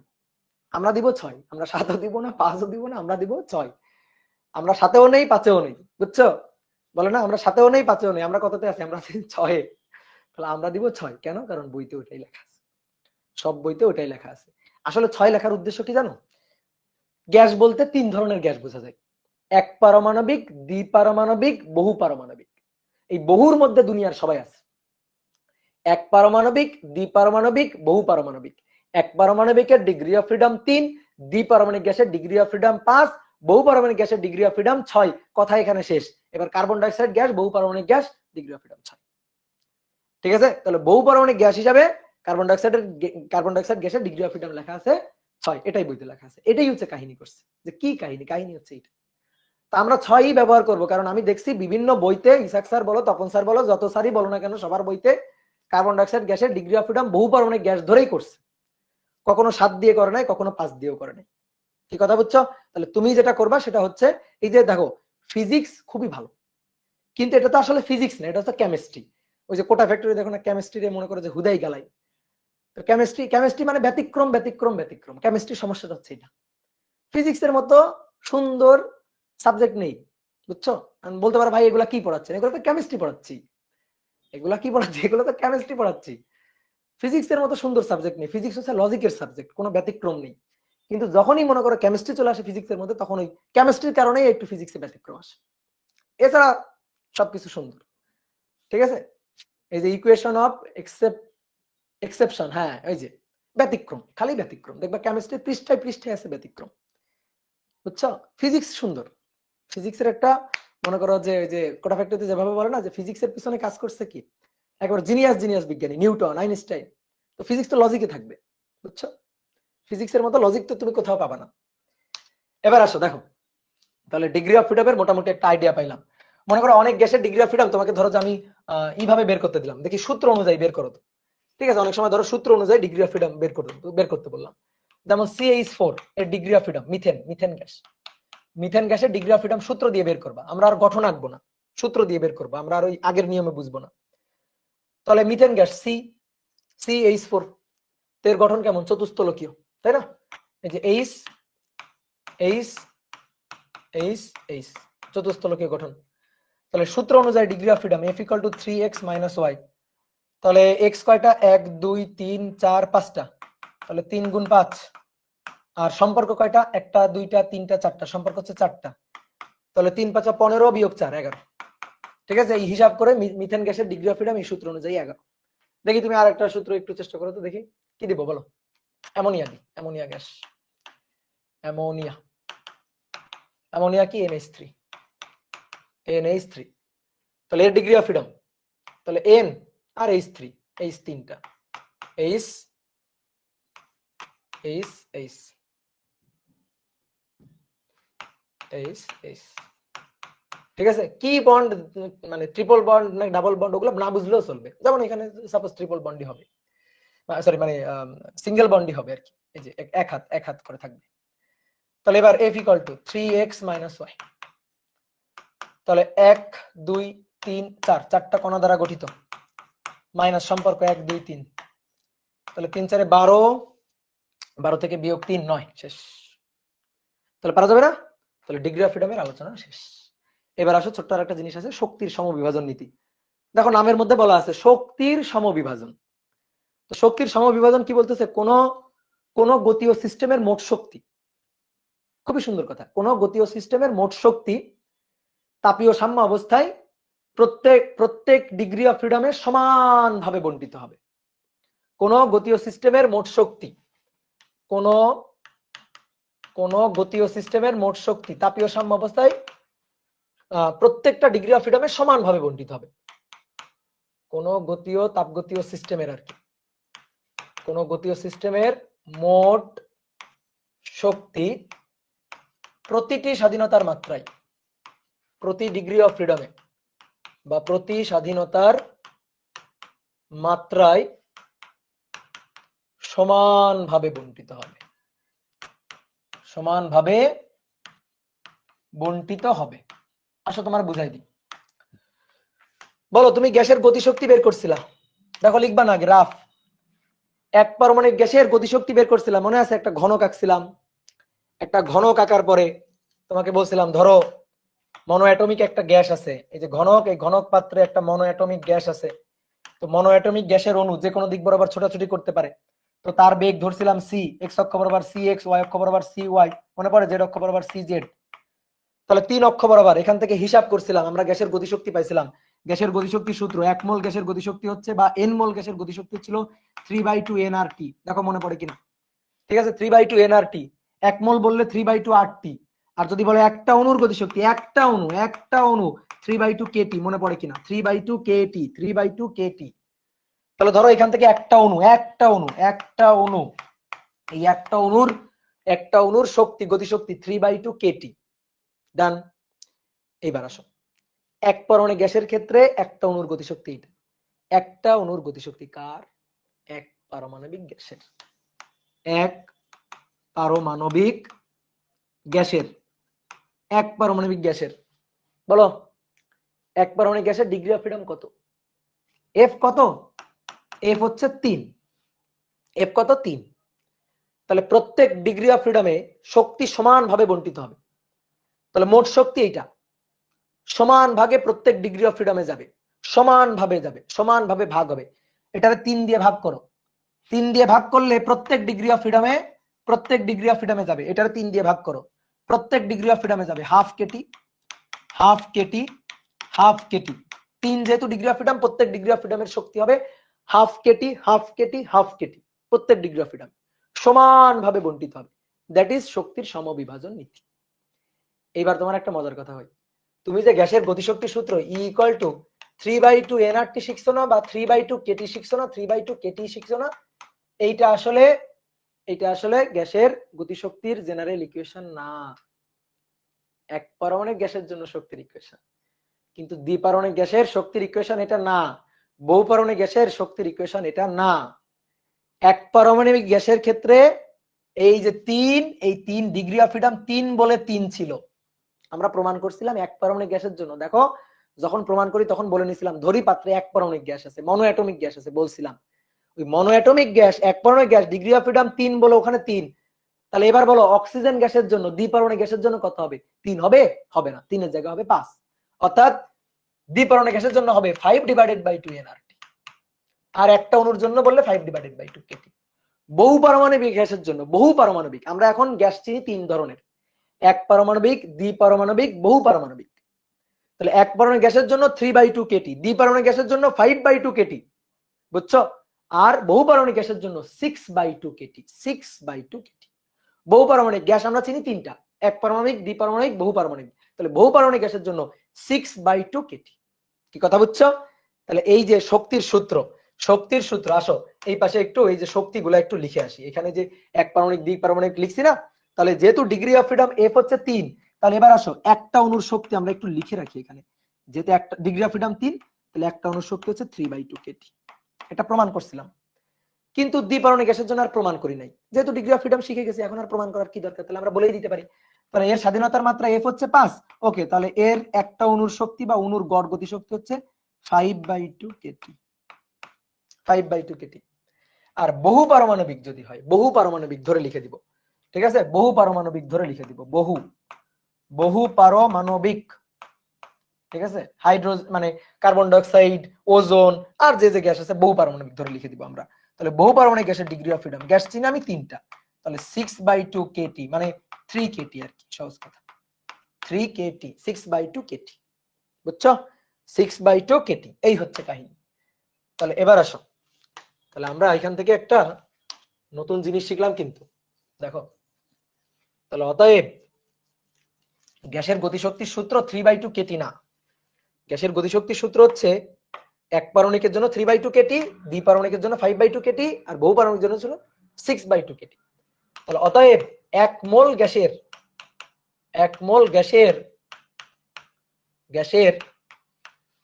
গতিশক্তি, এক মোল গ্যাসের গতিশক্তি equal to 3/2, 3/2, 5/2, 6/2, that means f/2 kT, ঠিক আছে? Sorry, f/2 nRT। আর যদি বলি একটি অণুর গতিশক্তি, যদি বলি, তাহলে ইকুয়াল টু একটি অণুর জন্য f/2 kT, f/2 nRT, f/2 kT, f/2 nRT আর f/2 kT, বুঝছো? তাহলে f দিয়ে লিখবো, এখন সূত্র হচ্ছে f কি ডিগ্রি অফ ফ্রিডম। এবার যদি কখনো বলে তোমার ম্যাথে বলছে মনে করো আর্গন গ্যাস, তাহলে f এর মান টুপ করে 3 বসাই দিবা। বলছে অক্সিজেন গ্যাস, f এর মান টুপ করে 5 বসাই দিবা। বলছে নাইট্রোজেন গ্যাস, f এর মান টুপ করে 5 বসাই দিবা। বলছে কার্বন ডাইঅক্সাইড গ্যাস, f এর মান 6 বসাই দিবা। বলছে ওজোন গ্যাস, f এর মান 6 বসাই দিবা, বুঝছো? বুঝতে কি পারছো? তাহলে বহু পারমাণবিক গ্যাস বললে 6, এক পারমাণবিক হলে 3, দ্বিপারমাণবিক হলে 5। এবার যে কথাটা বলছে যে প্রত্যেক মাত্রায় শক্তিটা সমানভাবে বন্টিত হয়, হ্যাঁ তাই তো, প্রত্যেক মাত্রায় শক্তি সমানভাবে বন্টিত হয় এবং সেই শক্তির পরিমাণ সমানভাবে বন্টিত হয়, এবং সেই শক্তি হচ্ছে 1/2 kT। দেখো এইটা অনেকে বুঝবে না, সবাই তাকাও, বোর্ডে তাকাও, আগে লিখবে না। প্রত্যেক মাত্রায়, প্রত্যেক স্বাধীনতার মাত্রায় শক্তি সমানভাবে বন্টিত হয় এবং প্রত্যেক মাত্রাতে শক্তি হচ্ছে 1/2 kT। প্রত্যেক মাত্রাতে, দেখো ভালো করে মিলাও, যেটা ডিগ্রি অফ ফ্রিডম হচ্ছে 3, তাহলে তার তিনটা মাত্রা, তাহলে প্রত্যেক স্বাধীনতার মাত্রায় 1/2 kT, 1/2 kT, 1/2 kT, 1/2 kT, তাহলে 3/2 kT হবে, বুঝছো? এবার আসো oxygen gas, hydrogen gas, nitrogen gas, বহু মানে দ্বিপারমাণবিক গ্যাস 5, ডিগ্রি অফ ফ্রিডম 5, তাহলে 5টা মাত্রা, প্রত্যেক মাত্রায় 1/2 kT, 1/2 kT, 1/2 kT, 1/2 kT, 1/2 kT, 5 মাত্রায়, তাহলে 5/2 kT, ঠিক আছে? 5 into 1/2 kT, 5/2 kT। বহু পারমাণবিক গ্যাস ডিগ্রি অফ ফ্রিডম ধরো 6, তাহলে 6টা মাত্রা, তাহলে 6টা মাত্রায় 1/2 kT, 1/2 kT, 1/2 kT, 1/2 kT, 1/2 kT, আরো একটা ধরো 1/2 kT, তাহলে 6টা, তাহলে 6 into 1/2 kT, 6/2 kT, বুঝতে পারছো? তো এইটা আমরা একটু প্রমাণ করতে চাই, দেখি আসলে সত্যি কথা কিনা, প্রমাণ করি। তখন তুমি প্রমাণটা কার জন্য করবা? প্রমাণটা এক পারমাণবিক, দ্বিপারমাণবিক, বহু পারমাণবিক, কোন গ্যাস ধরে করবা? তাহলে প্রমাণটা আমরা এক পারমাণবিক গ্যাস ধরে করি, চলো। এক পারমাণবিক গ্যাস ধরে আমরা একটু প্রমাণ করি আসলে সত্যি কিনা, দেখি তো 1/2 kT আসে কিনা। এক পরমাণু গ্যাস ধরে প্রমাণ করব, যেখানে এক পরমাণু গ্যাসের জন্য ডিগ্রি অফ ফ্রিডম এফ হচ্ছে 3। ঠিক আছে, আমরা প্রমাণ করব, দেখবো হাফ কেটে আনতে পারি কিনা। তো তুমি দেখো তো মনে পড়ে কিনা, এই যে এক পরমাণু গ্যাসের যে অনুর বেগ হচ্ছে সি, তো এই অনুর বেগ সি কে ভেক্টর ফরম্যাটে এরকম আমরা লিখতাম সি এক্স আই ক্যাপ, তারপরে সি ওয়াই জে ক্যাপ, আর C Z K cap, C Z K cap, এরকম আমরা লিখতাম না, মনে পড়ে? তারপর এখান থেকে লিখছিলাম C square equal to C X square plus C Y square plus C Z square, মনে পড়ে? দেখো তাহলে অনুর বেগের বর্গের গড় মান, এই যে গড় মান বসাই দিচ্ছি, এবং দেখো আমরা এই জিনিসটা বলছিলাম যে 3x স্কোয়ার, তারপরে 3y স্কোয়ার, তারপরে 3z স্কোয়ার, 3z স্কোয়ার, এগুলা মান সমান। এটা দেখো লেখা আছে তোমার খাতায়, এটা তোমার খাতায় লেখা আছে, দেখো কোথায় লেখা আছে, ওই যে গ্যাসের আণবিক তত্ত্ব, গ্যাসের গতি তত্ত্বের স্বীকার্য, ওখানে লেখা আছে। ঠিক আছে, গ্যাসের গতি তত্ত্বের স্বীকার্য ওখানে লেখা আছে। তাহলে এখান থেকে আমরা এই কথাটা বলতে পারি যে, দেখো এই কথাটা বলতে পারি সি স্কোয়ার বার এটা ইকুয়াল টু এক্স অক্ষ বরাবর বেগের বর্গের গড় প্লাস ওয়াই অক্ষ বরাবর বেগের বর্গের গড় প্লাস জেড অক্ষ বরাবর বেগের বর্গের গড়। এখন যেহেতু এই তিনটা সমান, এই তিনটা যেহেতু সমান,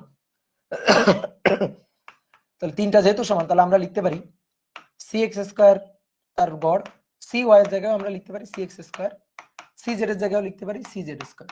ঠিক আছে, আর এখানে হচ্ছে সি স্কোয়ার বার। তাহলে এইটা সরি, এটা সি এক্স লিখবো, পরে তুলবা, দেখো বোর্ডে দেখো। তাহলে এটাকে লেখা যায় 3cx স্কয়ার বার, আর এখানে সি স্কয়ার বার, বুঝছো? লিখতে পারি। এবার উভয় পক্ষে হাফ গুণ করে দাও, হাফ হাফ, এই পাশেও হাফ, তাহলে 3 থাকলো, হাফ গুণ করলাম, হাফ উভয় পক্ষে হাফ গুণ করে, এবং হাফের সাথে এম গুণ করে দাও, অনুর ভর গুণ করে দাও, অনুর ভরও আমরা গুণ করে দিলাম। ঠিক আছে, অনুর ভরও আমরা গুণ করে দিলাম, উভয় পক্ষে অনুর ভরও গুণ করে দিলাম।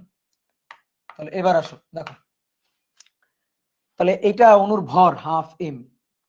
তাহলে এবার একটু তাকাও, ভালো করে তাকাও, এই 3 কে এই পাশে পাঠাই দিব, এই 3 টাকে এই পাশে পাঠাই দিব, এই 3 টাকে এই পাশে পাঠাই দিব। তাহলে 1 divided by 2 M C X square bar, এইটা সমান সমান, এটা সমান সমান 3 এই পাশে চলে আসলো। তাহলে 1 ডিভাইডেড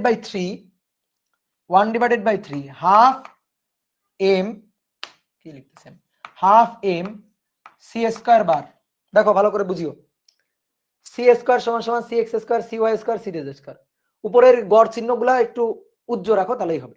ঠিক আছে, অনেকে ওই গড় চিহ্ন দিতে গিয়ে একটু ঝামেলা হয়ে যায়। আচ্ছা, গড় চিহ্ন, উপরে গড় চিহ্ন বাদ দাও, তুমি বাদ দেই না, হিসাব করো না।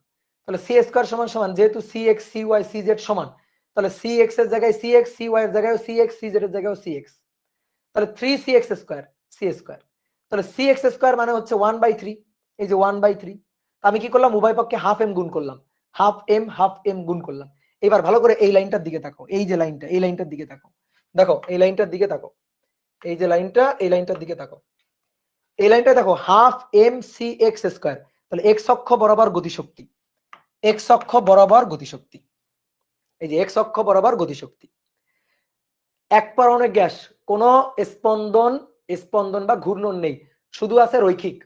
তাহলে এক্স অক্ষ বরাবর রৈখিক গতিশক্তি, এটা সমান সমান, এটা সমান সমান 1 divided by 3 half M C square বার।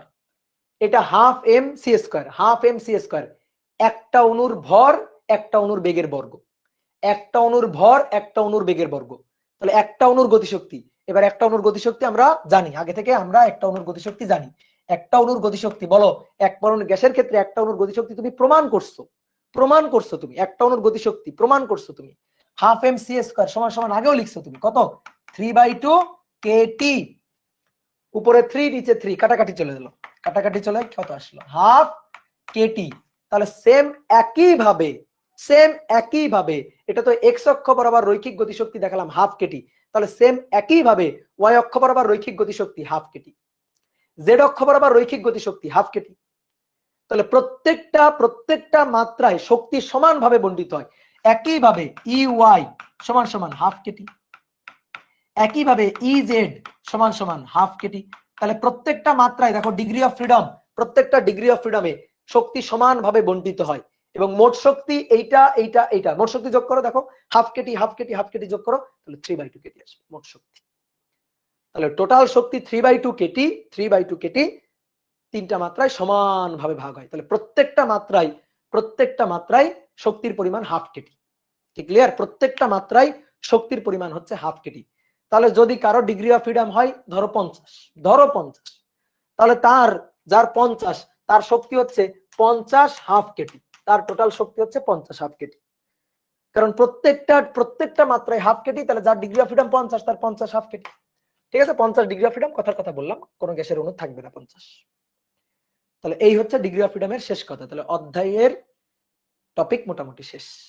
তো চলো ডিগ্রি অফ ফ্রিডম যেহেতু শিখে ফেলছি, এবার দুই একটা ম্যাথ প্রবলেম একটু দ্রুত সলভ করে ফেলি। ঠিক আছে, দ্রুত, ম্যাথ প্রবলেম সলভ করা কোনো ব্যাপারই না, ম্যাথ প্রবলেম সলভ করা কোনো ব্যাপার না। বলা হচ্ছে স্বাভাবিক তাপমাত্রা ও চাপে, স্বাভাবিক মানে প্রমাণ তাপমাত্রা ও চাপে, প্রমাণই লিখি, প্রমাণ তাপমাত্রা ও চাপে, প্রমাণ তাপমাত্রা ও চাপে 10 মোল অক্সিজেন গ্যাসের গতিশক্তি, 10 মোল অক্সিজেন গ্যাসের গতিশক্তি। আসো নিয়ম রক্ষা করবো এবার। 10 মোল কি গ্যাস বলছে? কি গ্যাস? নামটা কি? নামটা কি? Oxygen gas. অক্সিজেন গ্যাস, তার ডিগ্রি অফ ফ্রিডম এফ হচ্ছে 5। তাহলে গতিশক্তি চাইছে 10 মোল গ্যাসের গতিশক্তি ইকুয়াল টু 3/2 nRT। বলো ঠিক আছে? না, হুজুকে লেখা যাবে না।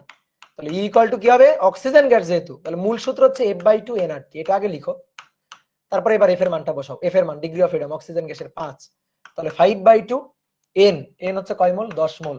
আর এর মান 8.316, আর টি হচ্ছে প্রমাণ তাপমাত্রা 0 ডিগ্রি সেলসিয়াস, 0 + 273। হিসাব নিকাশ করে বক্সের মধ্যে বসাই দিবা, এত জুল। বুঝছো? বুঝছো? বুঝছো? বলো দেখি তোমাদের কি অবস্থা, ঘুমাই গেছো নাকি?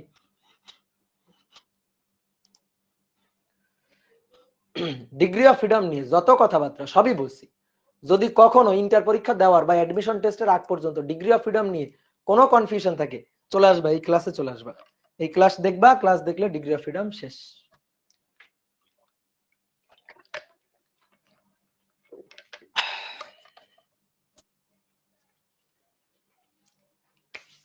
ওকে ডান, সহজ ম্যাথ, নিয়ম রক্ষা করলাম আর কি। তারপরে আসো, তারপরে একটা ম্যাথ বলা হচ্ছে যে কত তাপমাত্রায় একটি আদর্শ গ্যাসের অণুর গড় গতিশক্তি, অণুর গড় গতিশক্তি 4000 অ্যাংস্ট্রম, 4000 অ্যাংস্ট্রম তরঙ্গ দৈর্ঘ্যের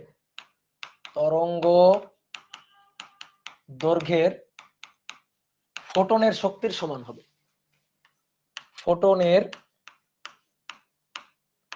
শক্তির সমান হবে, শক্তির সমান হবে। ম্যাথটা শুনে ভয় লাগতে পারে, কিন্তু খুবই ফালতু ম্যাথ, সহজ ম্যাথ, বুঝছো? খুবই সহজ। ঠিক আছে, শুনে একটু ভয় লাগতে পারে, কিন্তু খুবই সহজ। কত তাপমাত্রায় একটি আদর্শ গ্যাস অণুর গড় গতিশক্তি 4000 অ্যাংস্ট্রম তরঙ্গ দৈর্ঘ্যের ফোটনের শক্তির সমান হবে? জানো ফোটনের শক্তির সূত্র কি? কোথায় পড়বা এটা? এটা পড়বা হচ্ছে সেকেন্ড পার্টে গিয়ে, আধুনিক পদার্থবিজ্ঞানের যে সূচনা সেখানে গিয়ে পড়বা।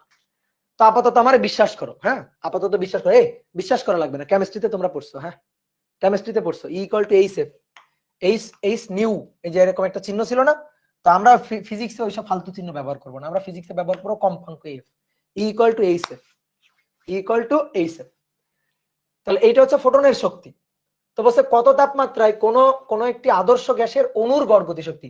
আদর্শ কি গ্যাস বলছে? এক পারমাণবিক, দ্বিপারমাণবিক নাকি বহু পারমাণবিক বলছে? যখন বলে দিবে না তখন আমি ধরে নিব এক পারমাণবিক। ঠিক আছে, সাদা মনে কাদা নেই, এভাবে ধরে নিবা। ঠিক আছে, একবার সহজ, মানে নিষ্পাপ মন নিয়ে চিন্তা করবে, এক পারমাণবিক গ্যাস, জটিল কেন চিন্তা করবা?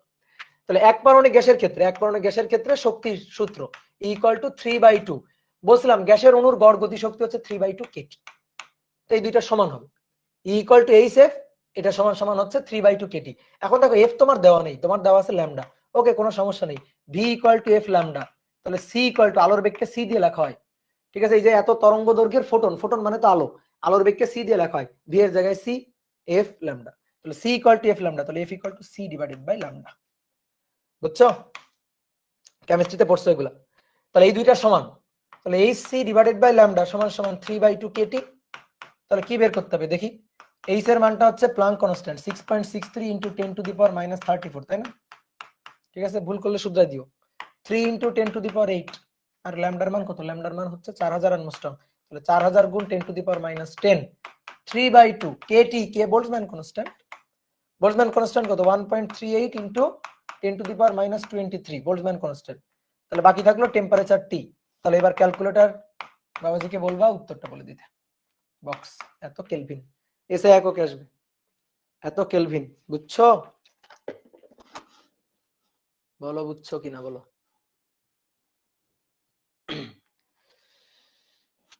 ক্লিয়ার? এখান থেকে তাপমাত্রাটা বের করে নিবা, এখান থেকে তাপমাত্রাটা কত হবে সেটা বের করে নিবা।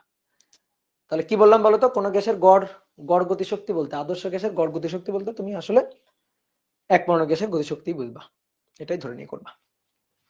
কি ক্লিয়ার?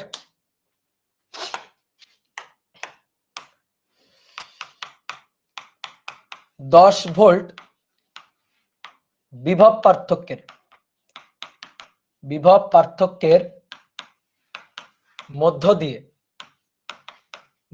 দিয়ে কোন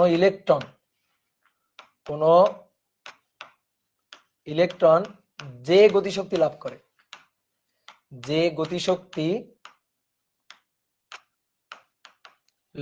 করে সর্বোচ্চ যে গতিশক্তি লাভ করে তার সমান শক্তি অর্জনে একটি অক্সিজেন অণুর তাপমাত্রা কত হতে হবে? একটু অক্সিজেন অণুর তাপমাত্রা কত হতে হবে? অ্যাডমিশনে কিছু ম্যাথ আসে, বুঝছো? এই অধ্যায় ও অধ্যায় জুড়ে জুড়ে দেয়, তো সেই টাইপের ম্যাথ, দুই অধ্যায় জুড়ে জুড়ে ম্যাথ দেয়, তো সেই টাইপের ম্যাথ। 10 ভোল্ট বিভব পার্থক্যের মধ্য দিয়ে একটা ইলেকট্রন গতিশীল হলে সে যে গতিশক্তি লাভ করে, একটা ইলেকট্রন যে গতিশক্তি লাভ করে, তুমি আগে এটা বের করো না। একটা ইলেকট্রন যে গতিশক্তি লাভ করবে, গতিশক্তির পরিবর্তন আর কি, ডেল ই কে। গতিশক্তির পরিবর্তন মানে কৃত কাজ, মনে পড়ে? গতিশক্তির পরিবর্তন মানে কৃত কাজ। এবার তুমি দেখো তো, এইটা বিভব পার্থক্য দেওয়া আছে মানে ডেল ভি, আর একটা ইলেকট্রনের চার্জ ডেল ভি হচ্ছে 10 ভোল্ট, আর একটা ইলেকট্রনের charge Q, 1.6 into 10 to the power -19 coulomb, মান মাইনাস আর কি, ইলেকট্রনের চার্জটা মাইনাস, তো মাইনাস লাগবে না, আমার লাগবে শুধু মান। তাহলে এবার দেখো, এই যে গতিশক্তি আসবে কাজ থেকে। এবার দেখো তো তুমি জানো কিনা এই সূত্রটা, W ইকুয়াল টু কৃত কাজ, এটা ইকুয়াল টু হচ্ছে ডেল ভি ইনটু কিউ, জানো কিনা? V equal to W by Q, জানো না? তাহলে W equal to V into Q, মানে সূত্রের খেলা। তাহলে W equal to del V into Q, আর ডাব্লিউ এটাই হচ্ছে গতিশক্তির পরিবর্তন, এটাই হচ্ছে গতিশক্তি। তাহলে গতিশক্তি del E K W equal to del V into Q, মান বসাই দাও। 10 আর 1.6 into 10 to the power -19 coulomb. তাহলে এই হচ্ছে গতিশক্তি এত জুল, এটা হচ্ছে গতিশক্তি এত জুল। বুঝছো? এবার কি বলছে? এই সমান গতিশক্তি এত জুল গতিশক্তি অর্জনে একটা অক্সিজেন অণুর কত তাপমাত্রা অর্জন করতে হবে, তাপমাত্রা কত হতে হবে? তাহলে অক্সিজেন অণু O2 অণু, তাহলে O2 অণুর ক্ষেত্রে, অক্সিজেন অণুর ক্ষেত্রে একটা অণুর গতিশক্তি 5/2 কেটি। তাহলে এটা কার সমান হবে? এটা সমান হবে হচ্ছে ওই গতিশক্তির সমান, অর্থাৎ 10 into 10 to the power 10 into 1.6 into 10 to the power -19 coulomb. তাহলে 5/2 কে 1.38 ইনটু 10 টু দি পাওয়ার -23, তারপরে টি এটা সমান 10 into 1.6 into 10 to the power -19। তাহলে এবার এখান থেকে টি এর মানটা হিসাব করবা, দুই অধ্যায় জুড়ে জুড়ে ম্যাথ দেওয়া আর কি। ঠিক আছে, এগুলা না পারার কিছু নাই, ডেল ভি দেওয়া আছে, কিউ দেওয়া আছে, ওকে। তাহলে কাজ বের করো, আর কাজটাই হচ্ছে কৃতকাজী হচ্ছে গতিশক্তির পরিবর্তন, কৃতকাজী গতিশক্তি। তাহলে সেই গতিশক্তি অর্জন করবে কি একটা অক্সিজেন অণু। ওকে, তাহলে একটা অক্সিজেন অণুর গতিশক্তি 5/2 কেটি, কারণ অক্সিজেন গ্যাস দ্বিপরমাণবিক গ্যাস, ডিগ্রি অফ ফ্রিডম হচ্ছে 5, তাহলে 5/2 কেটি একটা অক্সিজেন গ্যাস অণুর গতিশক্তি, তাহলে 5/2 কেটি, এটা ইকুয়াল টু হচ্ছে এই যে 10 × 1.6 × 10⁻19। এর চেয়ে সহজ ম্যাথ আর হয় বলো? দুনিয়াতে আবিষ্কার হয়েছে এর চেয়ে সহজ ম্যাথ? এবার আসো আরেকটা ম্যাথ করবো, একটা ম্যাথ করেই ছুটি। এই ম্যাথটা হচ্ছে শিশিরাঙ্কের একটা ম্যাথ। তো ইসাক স্যারের বইতে আছে কিন্তু ভুল করে দেওয়া আছে বলে এটা আমি করাবো। ঠিক আছে, ইসাক স্যারের বইয়ের ম্যাথ ভুল করে দেওয়া আছে বলে এটা আমি করাবো। ম্যাথটা খুব সহজ। ঠিক আছে, ম্যাথটা আগে লিখে আসো। কোন বদ্ধ ঘরের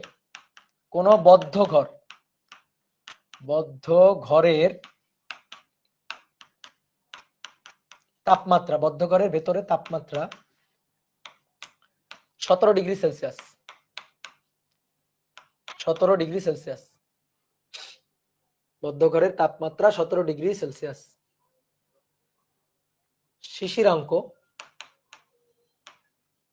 শিশিরাঙ্ক হচ্ছে 14 ডিগ্রি সেলসিয়াস। তাপমাত্রা কমে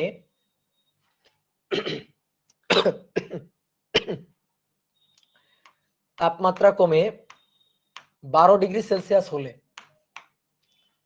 তাপমাত্রা কমে 12 ডিগ্রি সেলসিয়াস হলে, 12 ডিগ্রি সেলসিয়াস হলে শিশিরাঙ্ক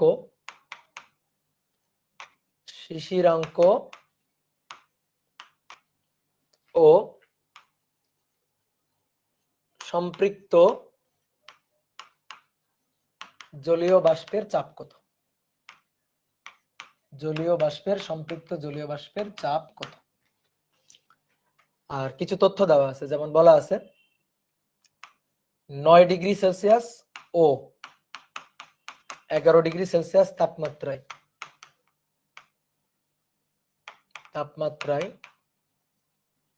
সম্পৃক্ত জলীয় বাষ্পচাপ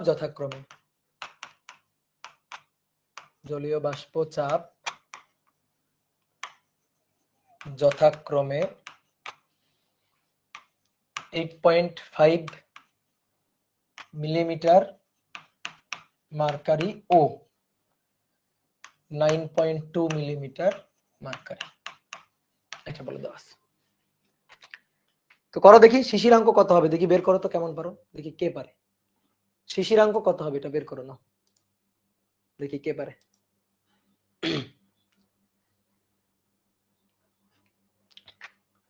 বলো দেখি শিশিরাঙ্ক কত হবে? কোন বদ্ধ ঘরের তাপমাত্রা 17 ডিগ্রি সেলসিয়াস, শিশিরাঙ্ক 14 ডিগ্রি সেলসিয়াস, তাপমাত্রা কমে 12 ডিগ্রি সেলসিয়াস হলে শিশিরাঙ্ক সম্পৃক্ত জলীয় বাষ্পের চাপ কত হবে?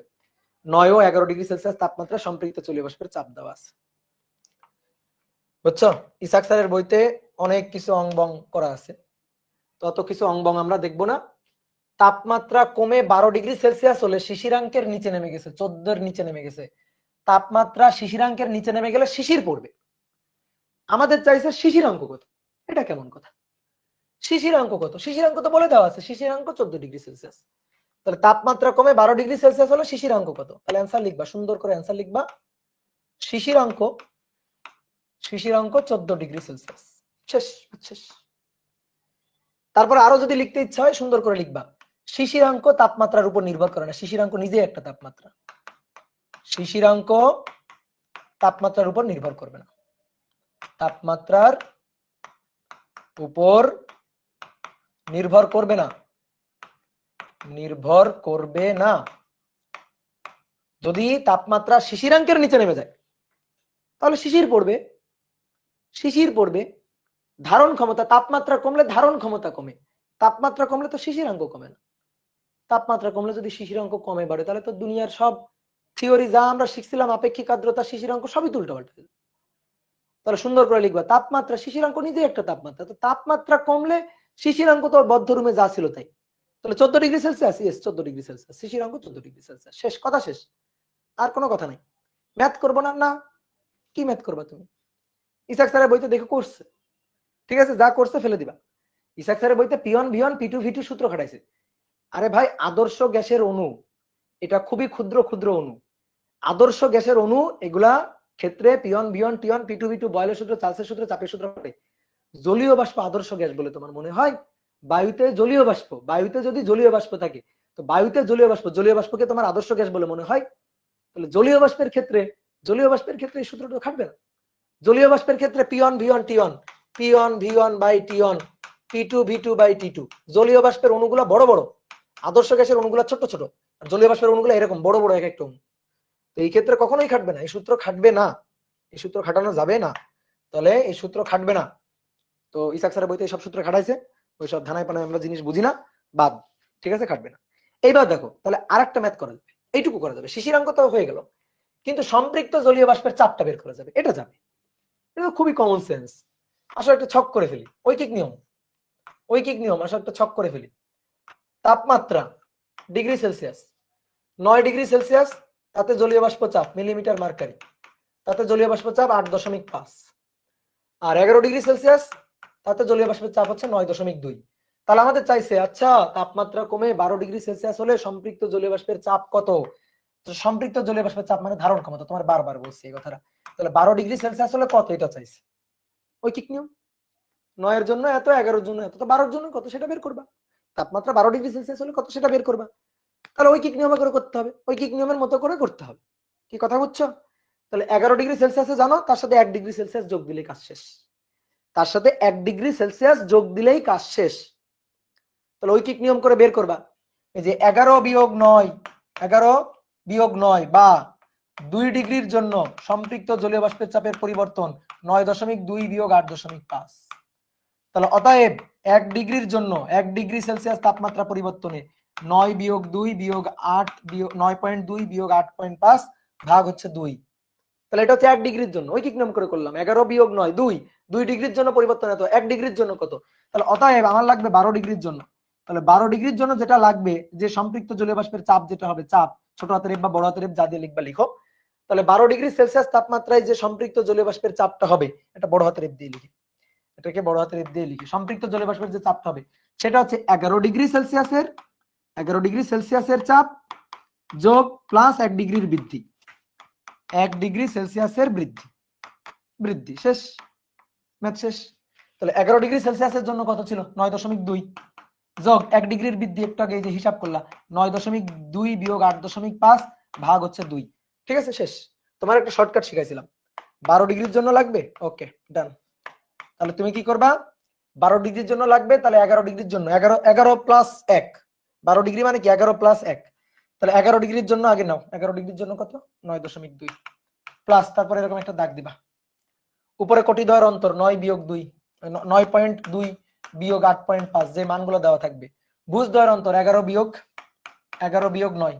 এবার কয় ডিগ্রির জন্য লাগবে? 1 ডিগ্রি, গুণ 1, এই যে 11 ডিগ্রির মানের সাথে আরো 1 ডিগ্রির মান যোগ করে দিলাম, 11 ডিগ্রির মানের সাথে আরো 1 ডিগ্রির মান যোগ করে দিলাম, যোগ করে দিলে হয়ে গেল, এটা অ্যান্সার। আচ্ছা বলো, এবার তোমাদের মনের কথাটা থাকলে বলো, তাহলে শেষ।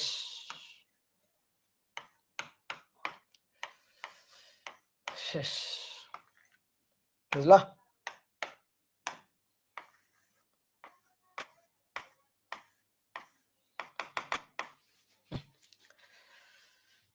তুলসা সবাই।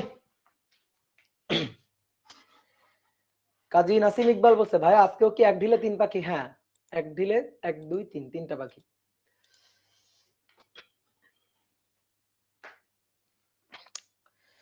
এক ঢিলে 3 পাখি।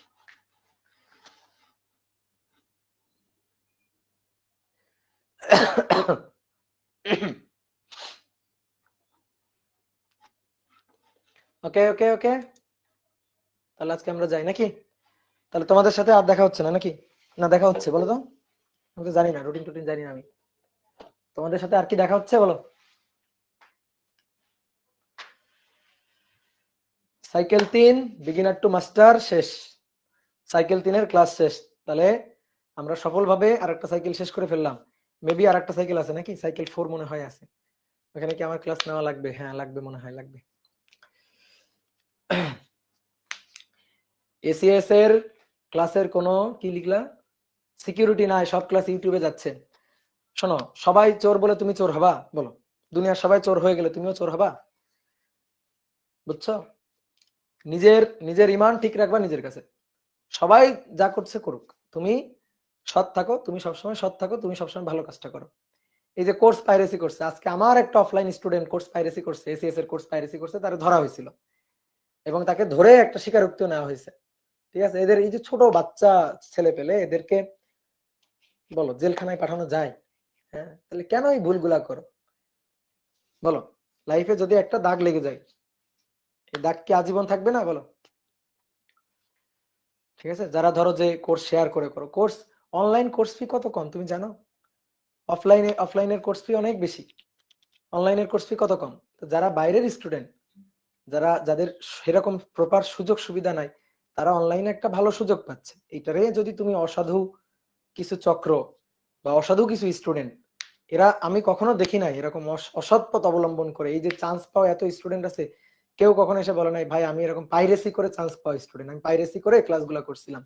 আমি খালি বলি যে সাহস থাকলে এটা এসে বইলো, তাহলে হয়তো আমরা মনে করো যে একটু মানে আমি যেটা আর কি মনে করি যে অসৎ থেকে কেউ কখনো একটা ভালো জায়গায় যাইতে পারে না, এটা সম্ভব না আর কি। আর কয়টা লাগবে? ক্লাস শেষ। প্রসঞ্জিৎ বলছে আর কয়টা ক্লাস লাগবে? ক্লাস শেষ, ক্লাস শেষ। পাইরেসি করে পড়ে কি লাভ? আসলে পাইরেসি করে পড়ে কি লাভ? ঠিক আছে, হারাম হারাম খাবাও না, হারাম কাজ করবাও না, বুঝছো? পাইরেসি করে পড়াশোনা করে কি লাভ?